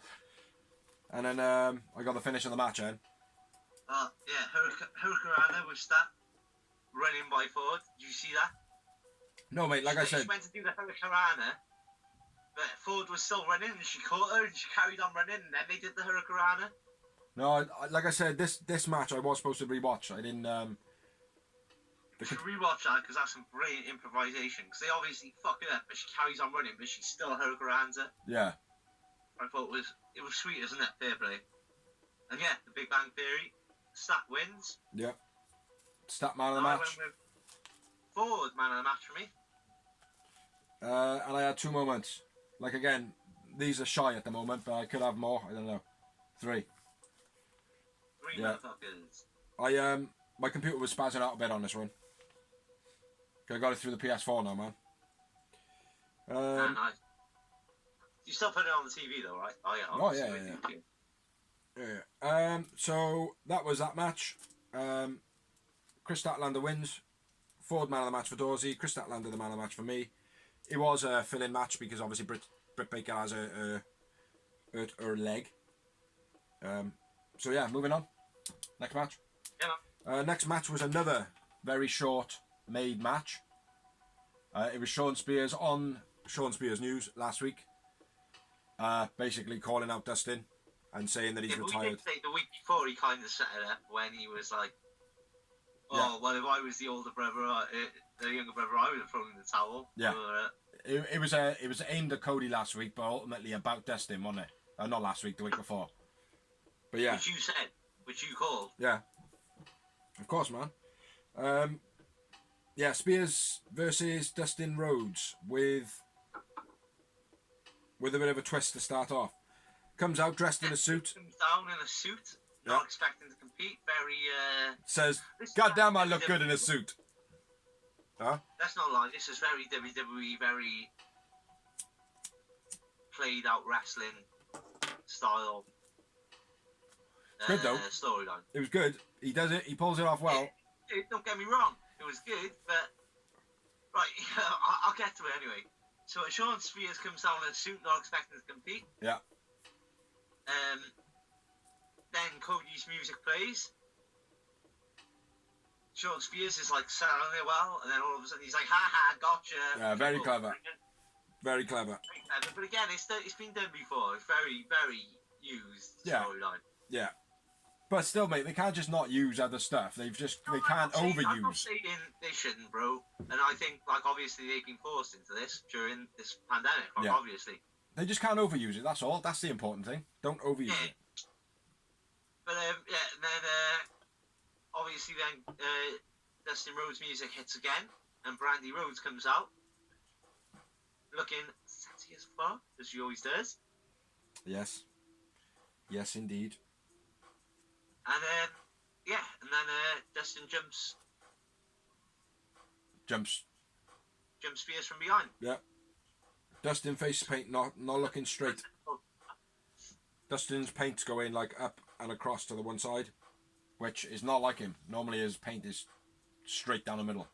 Now, we talked about this a couple of weeks back. We said about Dustin's paint being straight, and if like he eventually starts to get like a bit more darker, and his paint should start taking over his face. And we said about that. Like, I hope that's something that happens. I'll be putting in a copyright claim, I think. You bastards. We should have put in about the copyright claims already, shouldn't we? No, I think so, yeah. Fire us already! Spears was then stripped to his pants, and Dustin started spanking him. Yeah, very Goldust-esque. Yeah. Dustin gets thrown into the post, and then it pans to Sean Spears in his pants, and he's got Tully Blanchard's face on the front of his pants. Yeah. Now, in Britain, pants are the stuff that goes underneath trousers. Trousers are the things that you call pants in America. So, or boxers. Yeah, boxers or white fronts or budgie smugglers, whatever you want to call them. They're pants over here. Yeah, and then Dustin hits him with the Final Reckoning. Yeah. Game over. So, Dustin wins. And Dustin man of the match. Dustin man of the match. And I had one moment. 2. Fuck you as well. What do you think this says for Sean Spears, though, bro? Because I seen a meme earlier this morning after I watched it, saying went for greener pastures from being a jobber to WWE, and then they put him again in a like he'd done something like similar to this in WWE, and then this in AEW, and went still doing the same thing. Yeah. No, I think he's building though. I think he's creeping. I said, mate, he is one of those guys that kind of can do a bit of everything, like, but he'll creep up. This thing, mate, is like people forget wrestlers, lots of wrestlers, like The Rock and everyone else, did embarrassing things earlier on in their career before they made it. Exactly. That's what helps develop character. You got to swim through the shit before you go, to a good swimming pool, man. That was a fucking terrible analogy. Anyway, so moving on. Then we had the upsetting promo. The upsetting promo? Yeah. No. I had All Out. Advertising All Out. First. I missed that. Yeah. Advertising All Out for September 7th, I want to say. Didn't have much more about it other than that. Then, the sad moment. Another promo. Yeah. The tribute to Hannah Kimara. Yeah. If I'm mispronouncing the name, I'm sorry. Yeah. Absolutely. She's only terrible. 22 years old, which is shocking and awful. Yeah. 22 years isn't a long time at all in life.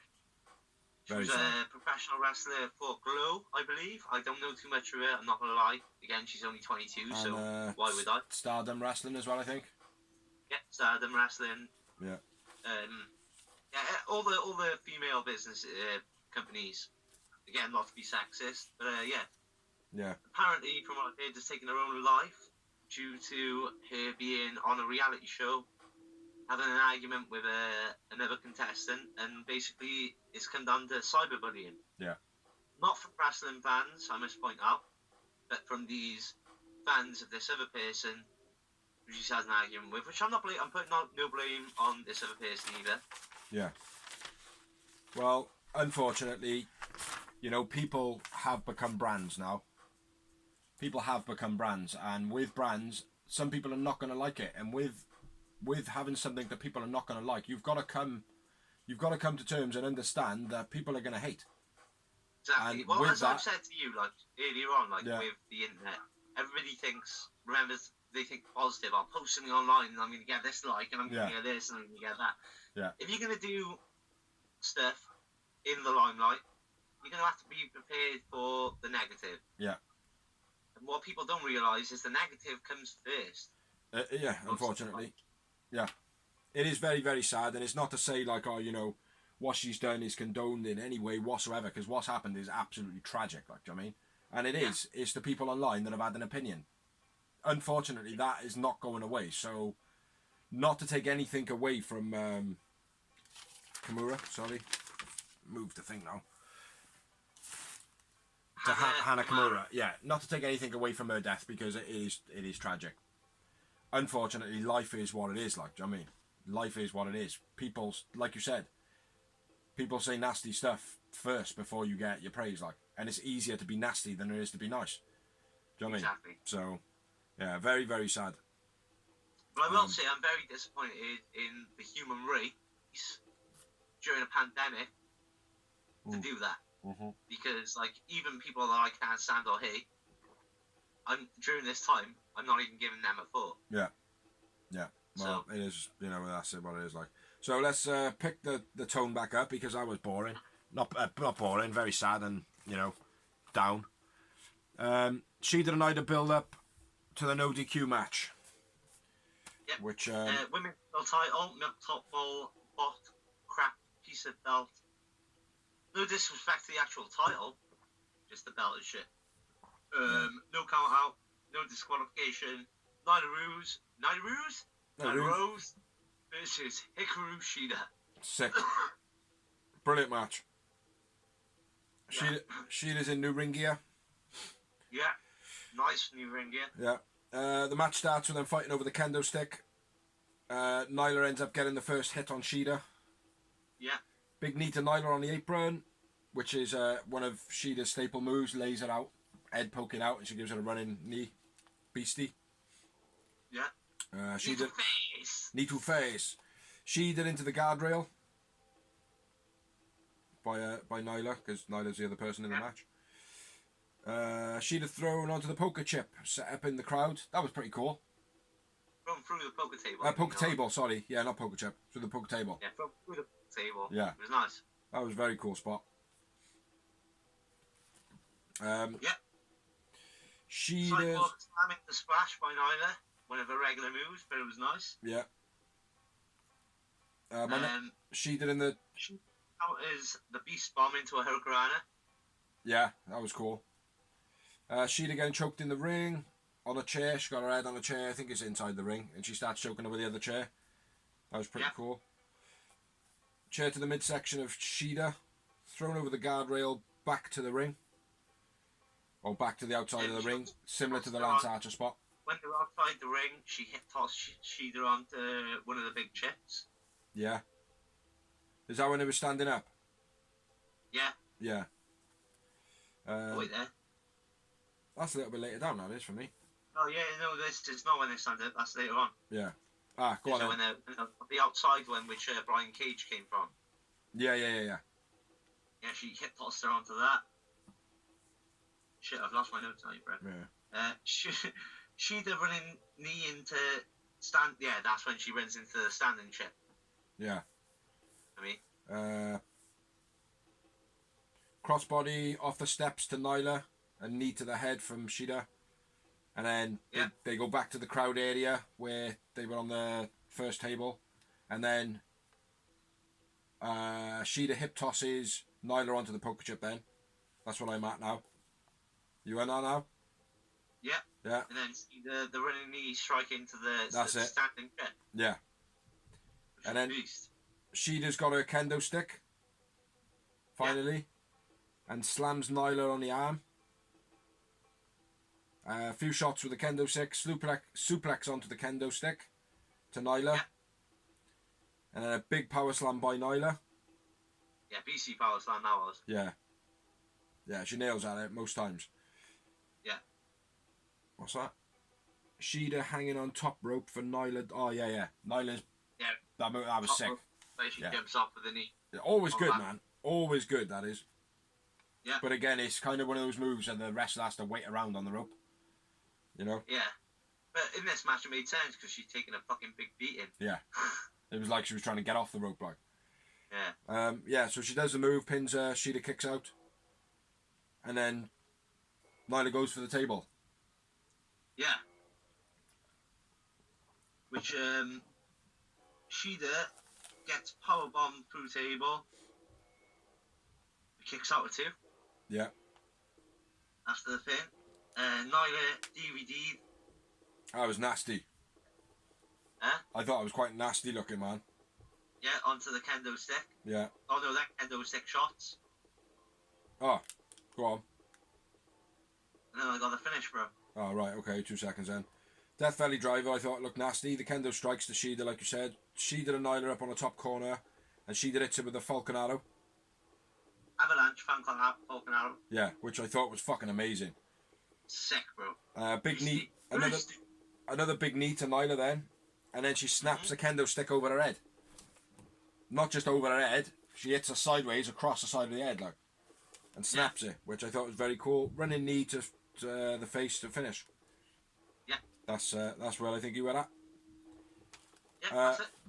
I wrote... Shida wins the match. Shida, new AEW milk bottle title winning world champion. And man of the match. And man of the match for me as well. I had 5 moments.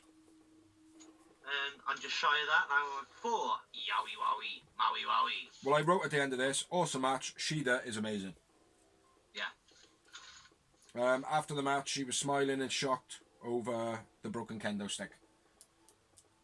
Yeah. So it was more important that she broke a kendo stick over Nyla's head than she was the new champ. You know, even though she did have a bit of a cry and whatever. But yeah, well deserved, I think. I'm shocked though. I'm shocked though. Yeah, I thought if it wasn't for the pandemic, then yeah, it was the right time. Yeah. But because of the pandemic, it wasn't. I'm sure. I mean, she hasn't been on TV enough as the champ. I thought Nyla was going to keep her. That's what I mean. Yeah. Mad though. So, yeah, Shida man of the match. 4 or 5 moments. Next match, promo. Sorry, next. Which was on mine was a Dynamite advertisement. Basically saying tune in Wednesdays. Then we had the Mox and Brody Lee build-up promo. Yeah. You know, showing each match, just showing a bit of the history. Yeah, and then we go into the match. Which was the AEW World Heavyweight Championship. Which is a 60-minute time limit for AEW's top belt, let's say.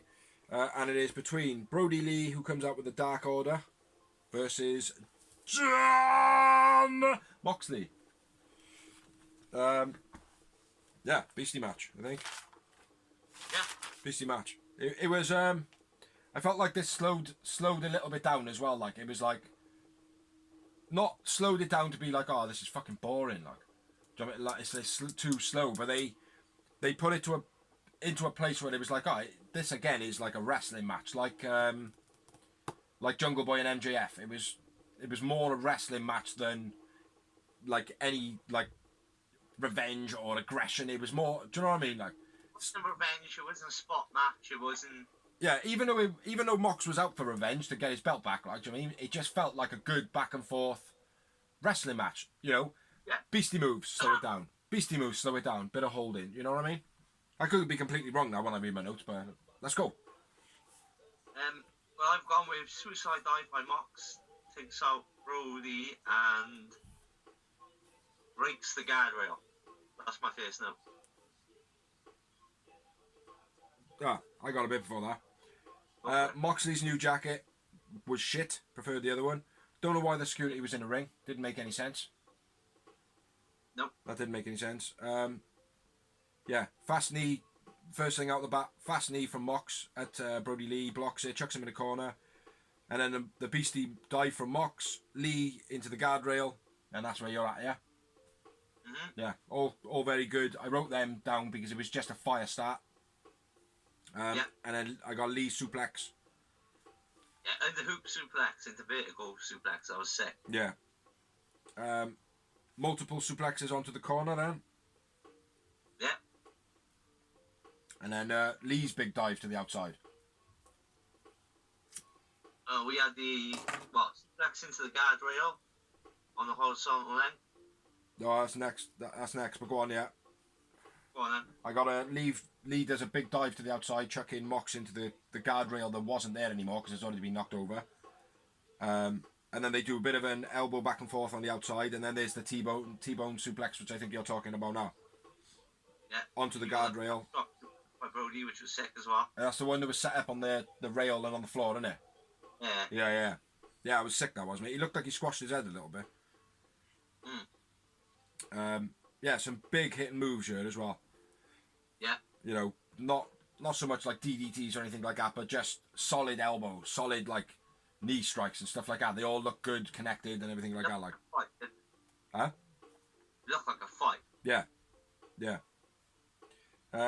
Big DDT to Lee. Yeah.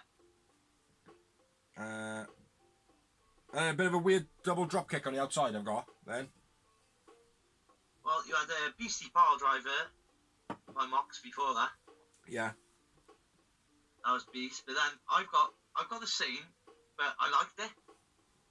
I didn't dislike it. He's a little taller, so it makes sense how he got him first. Yeah. It was cool, like, it was just a bit odd. It just kind of come out of the blue. When we replayed it, I was like, yeah, I like it. Yeah. Yeah, no, it was good. It just looked strange, like. Brody thrown into the table from the ring steps. That was cool. Nice spot. Yeah, kind of for the timekeeper's table. Yeah, like a flapjack or backdrop, over the top. He went down quite well as well. He like kind of crashed in two different motions, like. Yeah, because his foot hit the guardrails, didn't it? Yeah, that was very cool. Where we at? I've lost my notes, man. Full Nelson release into the set piece, and when I say set piece, I mean like the cards. Yeah, the big playing card. Yeah, that was just after the superplex that he hit him with, wasn't it? Half Nelson suplex into the big playing card. Yeah, that was cool as fuck. Yeah. Then he scoop slams him onto the same card after he kind of destroyed the set. Yeah. Yeah, business started picking up a bit here now then. Yeah.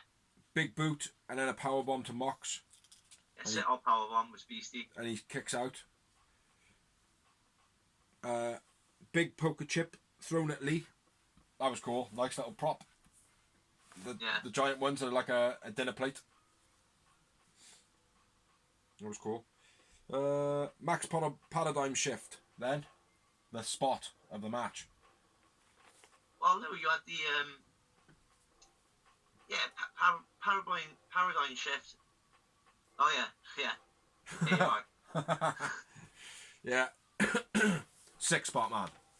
Yeah. Was it planned? Reminded me of Taz and Bam Bam Bigelow in ECW. Was it planned? Yeah. You reckon? Yeah, definitely. 100%. It looked nasty though. Yeah, it was nasty, but it was planned, bro. Don't get me wrong, there might have been something that happened that wasn't planned, but the spot was planned. Yeah. Yeah, very cool. But for those of you who haven't seen it, he basically grabs both of his arms, gets him in a bit of an headlock, jumps off the second step of the stage and goes through the stage and drops 4 or 5 feet, like, while his head's like down in that position. And boom! Huh? Underneath the ring, basically. Yeah, underneath the ring, like. So yeah, very, very, very, very, very, very, very, very cool. Doctors run out. Yeah, I really didn't expect it. Didn't expect it at all. The doctors run out, start inspecting the situation again, making it feel a bit more real. Yeah.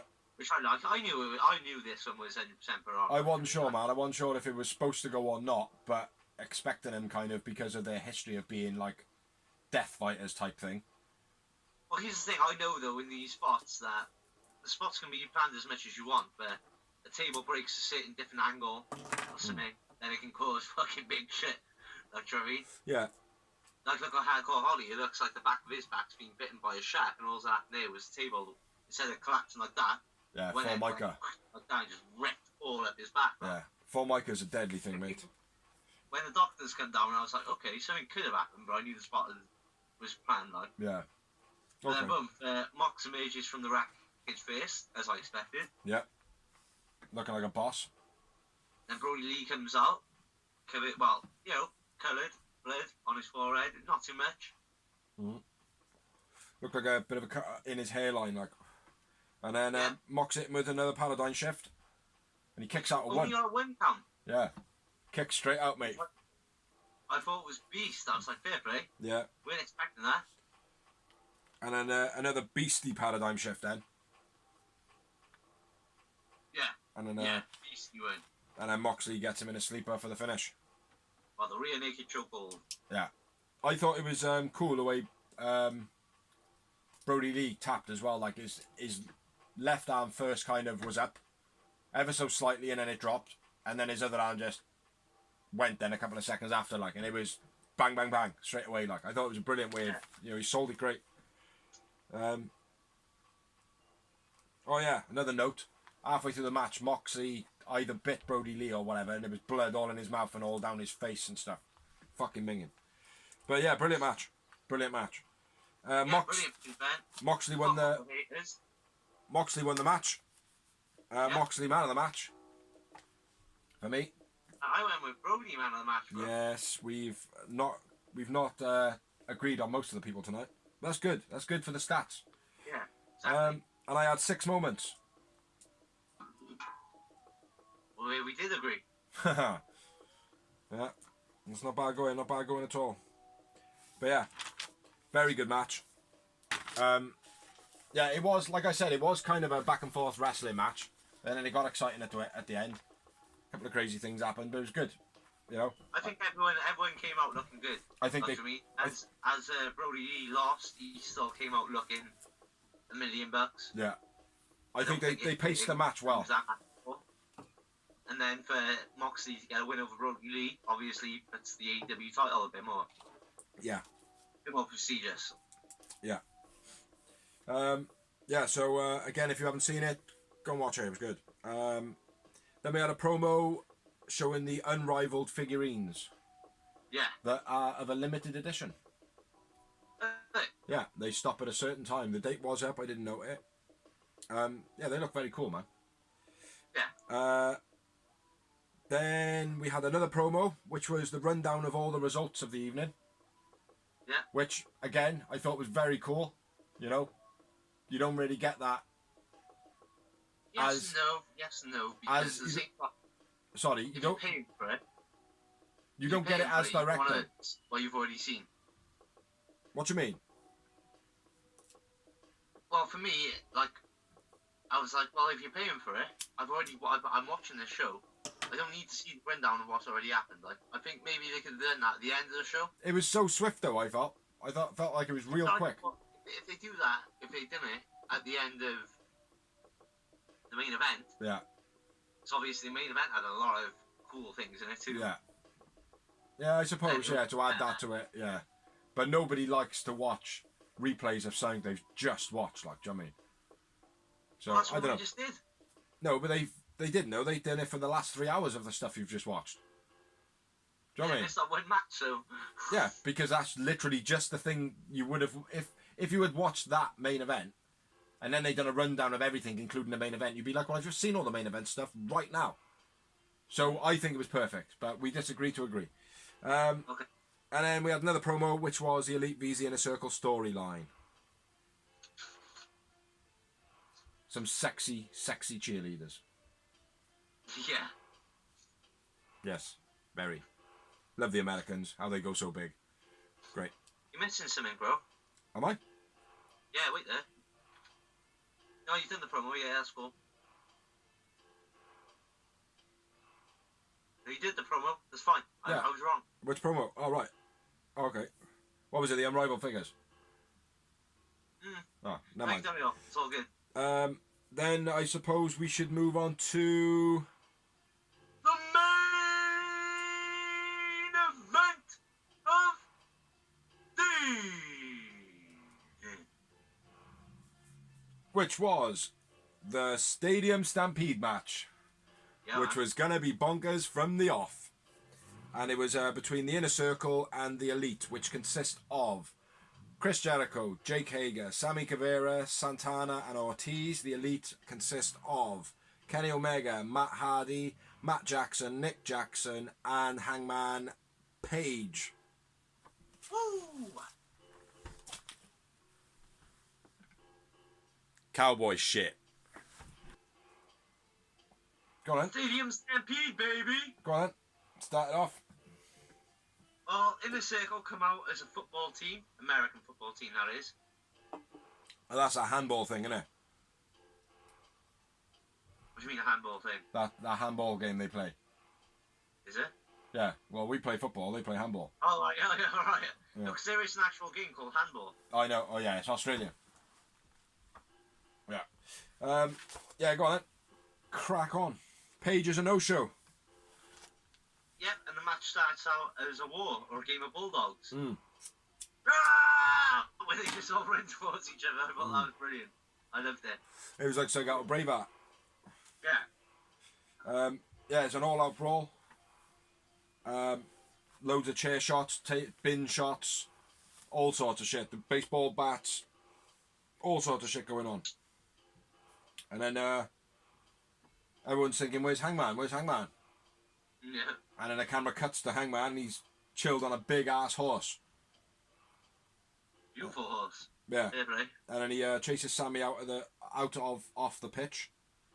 I thought that was funny as fuck. Yeah. Yeah, and then that's all you hear of Hangman then for a bit. I wrote down Hager choking Matt with a bin, a proper squash bin, like, and he had it over his throat and he was choking him out. Yeah. I don't know why I've written this. Nice double team, nice. Jericho and Nick Jackson were the first ones to fight in the ring. Okay. They were the first ones that actually jumped in the ring. Beastie spin up spinebuster by Hager. That was fat. Yeah. Fair play. Beastie Snapdragons by Kenny, Yeah. as usual. Code Breaker by Jericho. Yeah. Side Effect by Matt Hardy. This match was just insane, wasn't It it? was, mate. There was just so much shit going on. Judas Effect to Hardy after the Side Effect. Yeah. And then Sammy's back in, and he kicks Yeah, Kenny. Sammy was to this point. Yeah, kicks Kenny. Harsh twist of fate on Sammy, fair play. Oh yeah, man. Looks sick every time though, man. Every time. Sammy's a great seller, I think. Yeah. Oh, mate. Some of the stuff in this, mate, was just unbelievable. Like, Yeah. if we were to like talk about this in depth and stuff, man, we'd be here for hours. Like, Yeah, exactly. the dives from the ring. Matt Jackson's one specifically was pretty cool. Yeah. Sammy's shooting star press from the top rope to the outside, that was cool. Yeah. Again, lots of bin shots. Both of the Bucks chucked into the goalposts. Yeah, Nick and Matt thrown into the goalpost. That was harsh. Yeah. Matt set up a ladder then. By the goals, just to let you know. Yeah. Because there was only one thing that was going to happen with that one there. Going to go off the goalposts. Matt climbs up to the top of the goalposts and then does a moonsault. I can't remember who he does it on. The other team. Yeah, and then the cameras go to Kenny Ortiz in the stands fighting. Yeah. They're fighting in the seats. Hangman gets off the horse and goes to the bar. Yeah. And that's all you see of Hangman for a little bit as well.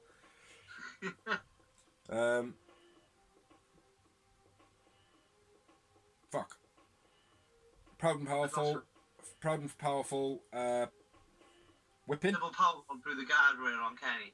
I don't know, man. I've got proud and powerful whipping. Oh, that was it. They're whipping Matt Hardy and Omega with the ball and sock. Yeah. God, bet. So I don't know where. There's just lots of shit, man. Just rattle stuff off, man. Ortiz scoop slammed onto the bins. Dust chucked into Omega's face. Yeah. Omega what the fuck? Yeah, suplexed onto the guardrail. Is that what you were trying to say? Just a second ago? Yeah, I think it was. Omega set up onto the guardrail. They set up on the bar tables. Yeah. Double power one through the guardrail. Yeah. Yeah, mate, that was sick, mate. I think because it's like a slatted bar rail, the rails, it looked as though when he went down, like as it broke, it kind of like trapped on his head and maybe pushed his neck back. Because straight away, mate, he was like, "Oh fuck!" Like, do you know what I mean? That was very, very cool. Hardy. Fucking match was cool. Yeah, it was, mate. I'm gonna watch it back later, I think. Then Hardy gets thrown into the pool. Yeah. And then the inevitable was gonna happen. Do you know what I mean? As soon as I seen as soon as the commentary went, "There's a swimming pool," I was like, no, there's a lake of reincarnation. Do you know what I mean? Straight away. So yeah, obviously Matt Hardy and Water equals. Do you want to run through his characters? Well, the version 1, I don't know if you're too familiar with. It's the first time he's done that in a while, like, because at the end of the day, that gimmick was ahead of his time, like, I mean, because it was what it was, like, it was about the internet. Yeah, I know. And WWE wouldn't go for it, like, they tried it, and they were like, no, we're not going to push it. Yeah. But yeah, version 1 is, like, what it is, what you've seen on there, basically. Cool, though. And then the second one was Money Matt, I want to say. Yeah, which is his very first ever persona. Yeah, and then I want to say version 3, but I don't know if there is a version 3. What do you mean? There was another one. He turned into another one, but I couldn't think of the name. Normal Matt Hardy, wasn't it? Because he was like, Ah, okay. I wasn't sure, man, or what it was like. Version of Matt Hardy, basically. Yeah. Hardy boy, Matt Hardy. It was very cool, and the way they filmed it as well was very cool. Like, yeah. Where are we at? Shit. Yeah, there we are. Santana and Ortiz through the table. After that, don't know by who. I think it might have been Matt. Yeah. Yeah, it was. Yeah, he put the one on the table and then powered the other one through him. Yeah. Rings a bell over Ortiz's head, and then Ortiz is like having a bit of a spasm. Glad a bit much, Oh, it was cool though. It was funny. Ice machine. Santana gets chucked into the ice machine. And he throws Santana, is it? Yeah. Onto the handles. Machine, and he locks it. Yeah. Chucks him onto the handles of it as well. Ortiz is then put on a wheelchair and taped up with duct tape. And then it cuts to Hager. Looking for Hangman Page. Who's going after Hangman Page. Yeah. And obviously, he sees the horse, and then he looks, and he's like, well, he's obviously at the bar. Yeah. I don't know. Sits down next to Hangman. I love this part. Gives him a drink, and he's like, you here to fight, or you here to drink? And he goes like, There's this fucking shot of whiskey, and went and goes, I enjoyed my drink, but I'm here to fight. Yeah. It's very cool, man. Very cool. Well, it was sick. Starts fighting over after the drink. Breaks a cue over Hager's back. A pool cue. Hangman then does a load of cowboy shit. So if you've seen a cowboy film, when they're all jumping on the tables and swinging from the chandeliers and shit, that's exactly what Hangman did, basically. Yeah, then it was a big... A Japanese film in fucking cowboy clothes. Yeah. Yeah. Jackie Chan, Shanghai Nights, Shanghai Noon. Yeah, big backdrop onto the table to Hangman. That looked nasty. Sounded nasty as well. Yep, and then a beastie slam onto the fucking pool table as well. That's what I was on about, yeah, that backdrop onto the pool table. Yeah. That was sick, mate, the noise on that. Yeah, and then the slide on the bar. What do you think of that? I was creasing, mate. I thought, oh, this is just typical, like, cowboy shit, like, do you know what I mean? Proper shit, man, proper shit. I was just cowboy thinking shit. being the elite, mate. It was just being the elite, wasn't it? Yeah. That's what it was, this match, like. It was proper cowboy shit, though, mate, honestly. All that stuff that he did happens in Western films, though. Old Western styles. So where we at, man? Yeah, proper. He slides him all the way down the end of the bar and then throws him off the end of it. Clearing all the drinks as he goes. Then we had the gut wrench powerbomb by Hager through a table, which was... that was beast. one thing about Hager, one of his good moves is that gut wrench powerbomb. He does that better than anyone. Yeah, he does, man. He releases, like, he gets them up to like a point where they can't go anymore is when he releases them. Yeah. You know? Yeah, he does that really nice. The whole gut part as well. The gut part is the most important thing. He doesn't struggle. It's just natural. He just grabs them and goes, whoom. Yeah. Then Kenny Omega turns up in the bar, and they start smashing bottles over the top of Hager's head. Before that, they share a drink, don't they? They have a bourbon and a milk. Oh yeah. Sorry, I didn't write that down. Yeah. Yeah. That's after. No, because.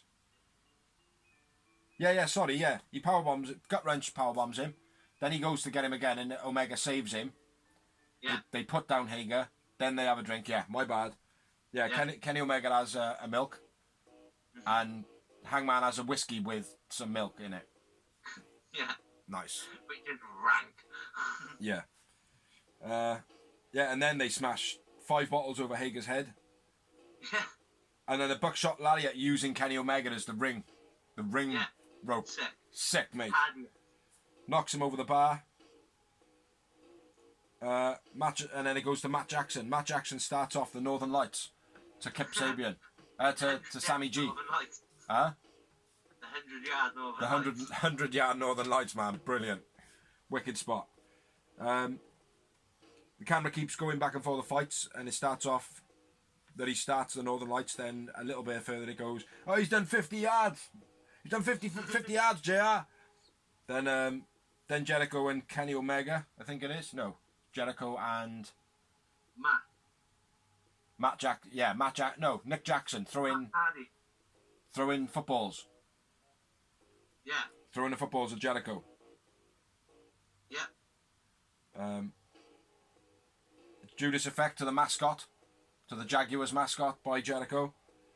Yeah. And then it pans back to Matt Jackson, who is now at the 100-yard marks. And he hits a buck down. Baseball bat to Nick Jackson. Bounced off on the megaphone. Yeah. It's felt footballs, like you said, Judas effect to the mascot, yeah. I got a special guest for the show, bro. I brought a special guest in for today. Go on. He's a distant cousin of Floyd. I call him Franklin. Oh, yeah. Yeah. Yeah. Floyd makes an appearance. Yeah. Frankly, my dear. Where are we at, man? Yeah. Baseball, like you said. Franklin to Nick Jackson. Jericho then disputing the pin to Aubrey. He goes for the pin after hitting him in the bat, and she says it's a 2. He's like, well, I want to see thing, and she's like, go to the screens. Huh? I want to dispute it. Yeah. That's what they disputed it, isn't it? Yeah. Review or dispute, yeah. And then they go behind the curtain, and the referee says, no, the decision stands, which is what they do in NFL, like. Yeah. Very cool. Fucking, there's just so much shit going on, like. Yellow card to Mac. This is when Matt completes the 100 Northern Lights now. Yeah. Yellow card to Matt Jackson. So he kicks the ref. Fucking hell, man. Jericho is then on a table. Yeah, Jericho's set up on a table, and Nick Jackson goes off the stands. Does a moonsault off the stands. All the way off the top of the fan stands. Yeah, runs all the way down the stairs. Yeah. That was very cool. That was sick, bro. Jericho on the table, obviously. Hangman runs over Jericho with a line maker. Yeah, with a whiskey. That was cool as fuck, man. I was creasing when he did that. And Sammy running away on his stomach. Listening on then when Sammy's on the pitch. Yeah. Another very cool thing. He's won. I've won! And then you just hear an engine. And we all knew what it was. Yeah. Golf buggy, we knew you'd come, yes. So yeah, it was Matt and Omega in the golf buggy again. chasing down Sammy G. And we had an AEW debut. We did. Neo won. Neo won. The resurrection of Vanguard won. Yeah, very cool. And then yeah, I got the finish of the match, mate, which didn't disappoint. Didn't disappoint at all. Not at all. The one-winged angel off the platform above, like where all the monster trucks are able to get into the arena and stuff like that. So that's like at least 25 foot up in the air. And he does a one-wing... He climbed onto the ring post, which the fans hold on to. Huh? Not only that, he climbed onto the ring post. Like the post that was there. Yeah. Yeah. Fucking sick, mate. Up on the platform to Sammy G, wasn't it? Mm-hmm. Yeah, drops down 25 foot down onto the floor, basically. Obviously, we know it's not the floor because they'd be dead, but it was a very, very cool stunt. Very cool stunt. Now, that is the end. That is the end of the show. There is no more. That's all she wrote. So, the Elite and Matt Hardy won. Yeah. And I went with Kenny, man of the match. Kenny Omega. Well, I went with his tag team partner, Hangman Page. Because he was just, again, thoroughly entertaining all the way through it. I know he wasn't in it for a lot of it. But for me, he stood out the most. Do you know what I mean? Like, it was a lot of watching, wondering where Hangman is. You know? Yeah. So for him just to have that power without even being there, he's my man of the match. So yeah. And I had 13 moments. There's probably 100 more. It is one of those matches, mate, where it's hard. What do you have? I'm up to 8. 8. Yeah. So that is that. That is AEW's most recent pay-per-view, Double or Nothing, reviewed by Biggs and Dawes. And Come on. we are the Real Wrestling Show for the Real Wrestling Show. Dash blog, which is AEW. So yeah, we do these weekly. We'll have another one out now on Friday or Saturday, sometime then. This one hopefully will be out tomorrow. Yeah, keep it short when we finish. Thank you to everyone who lets us share. We'll get it up as soon as we can. So thank you very much for watching. We've been awesome as always. So see you later. See you in a few days. The next episode, motherfuckers. Bye. Bye.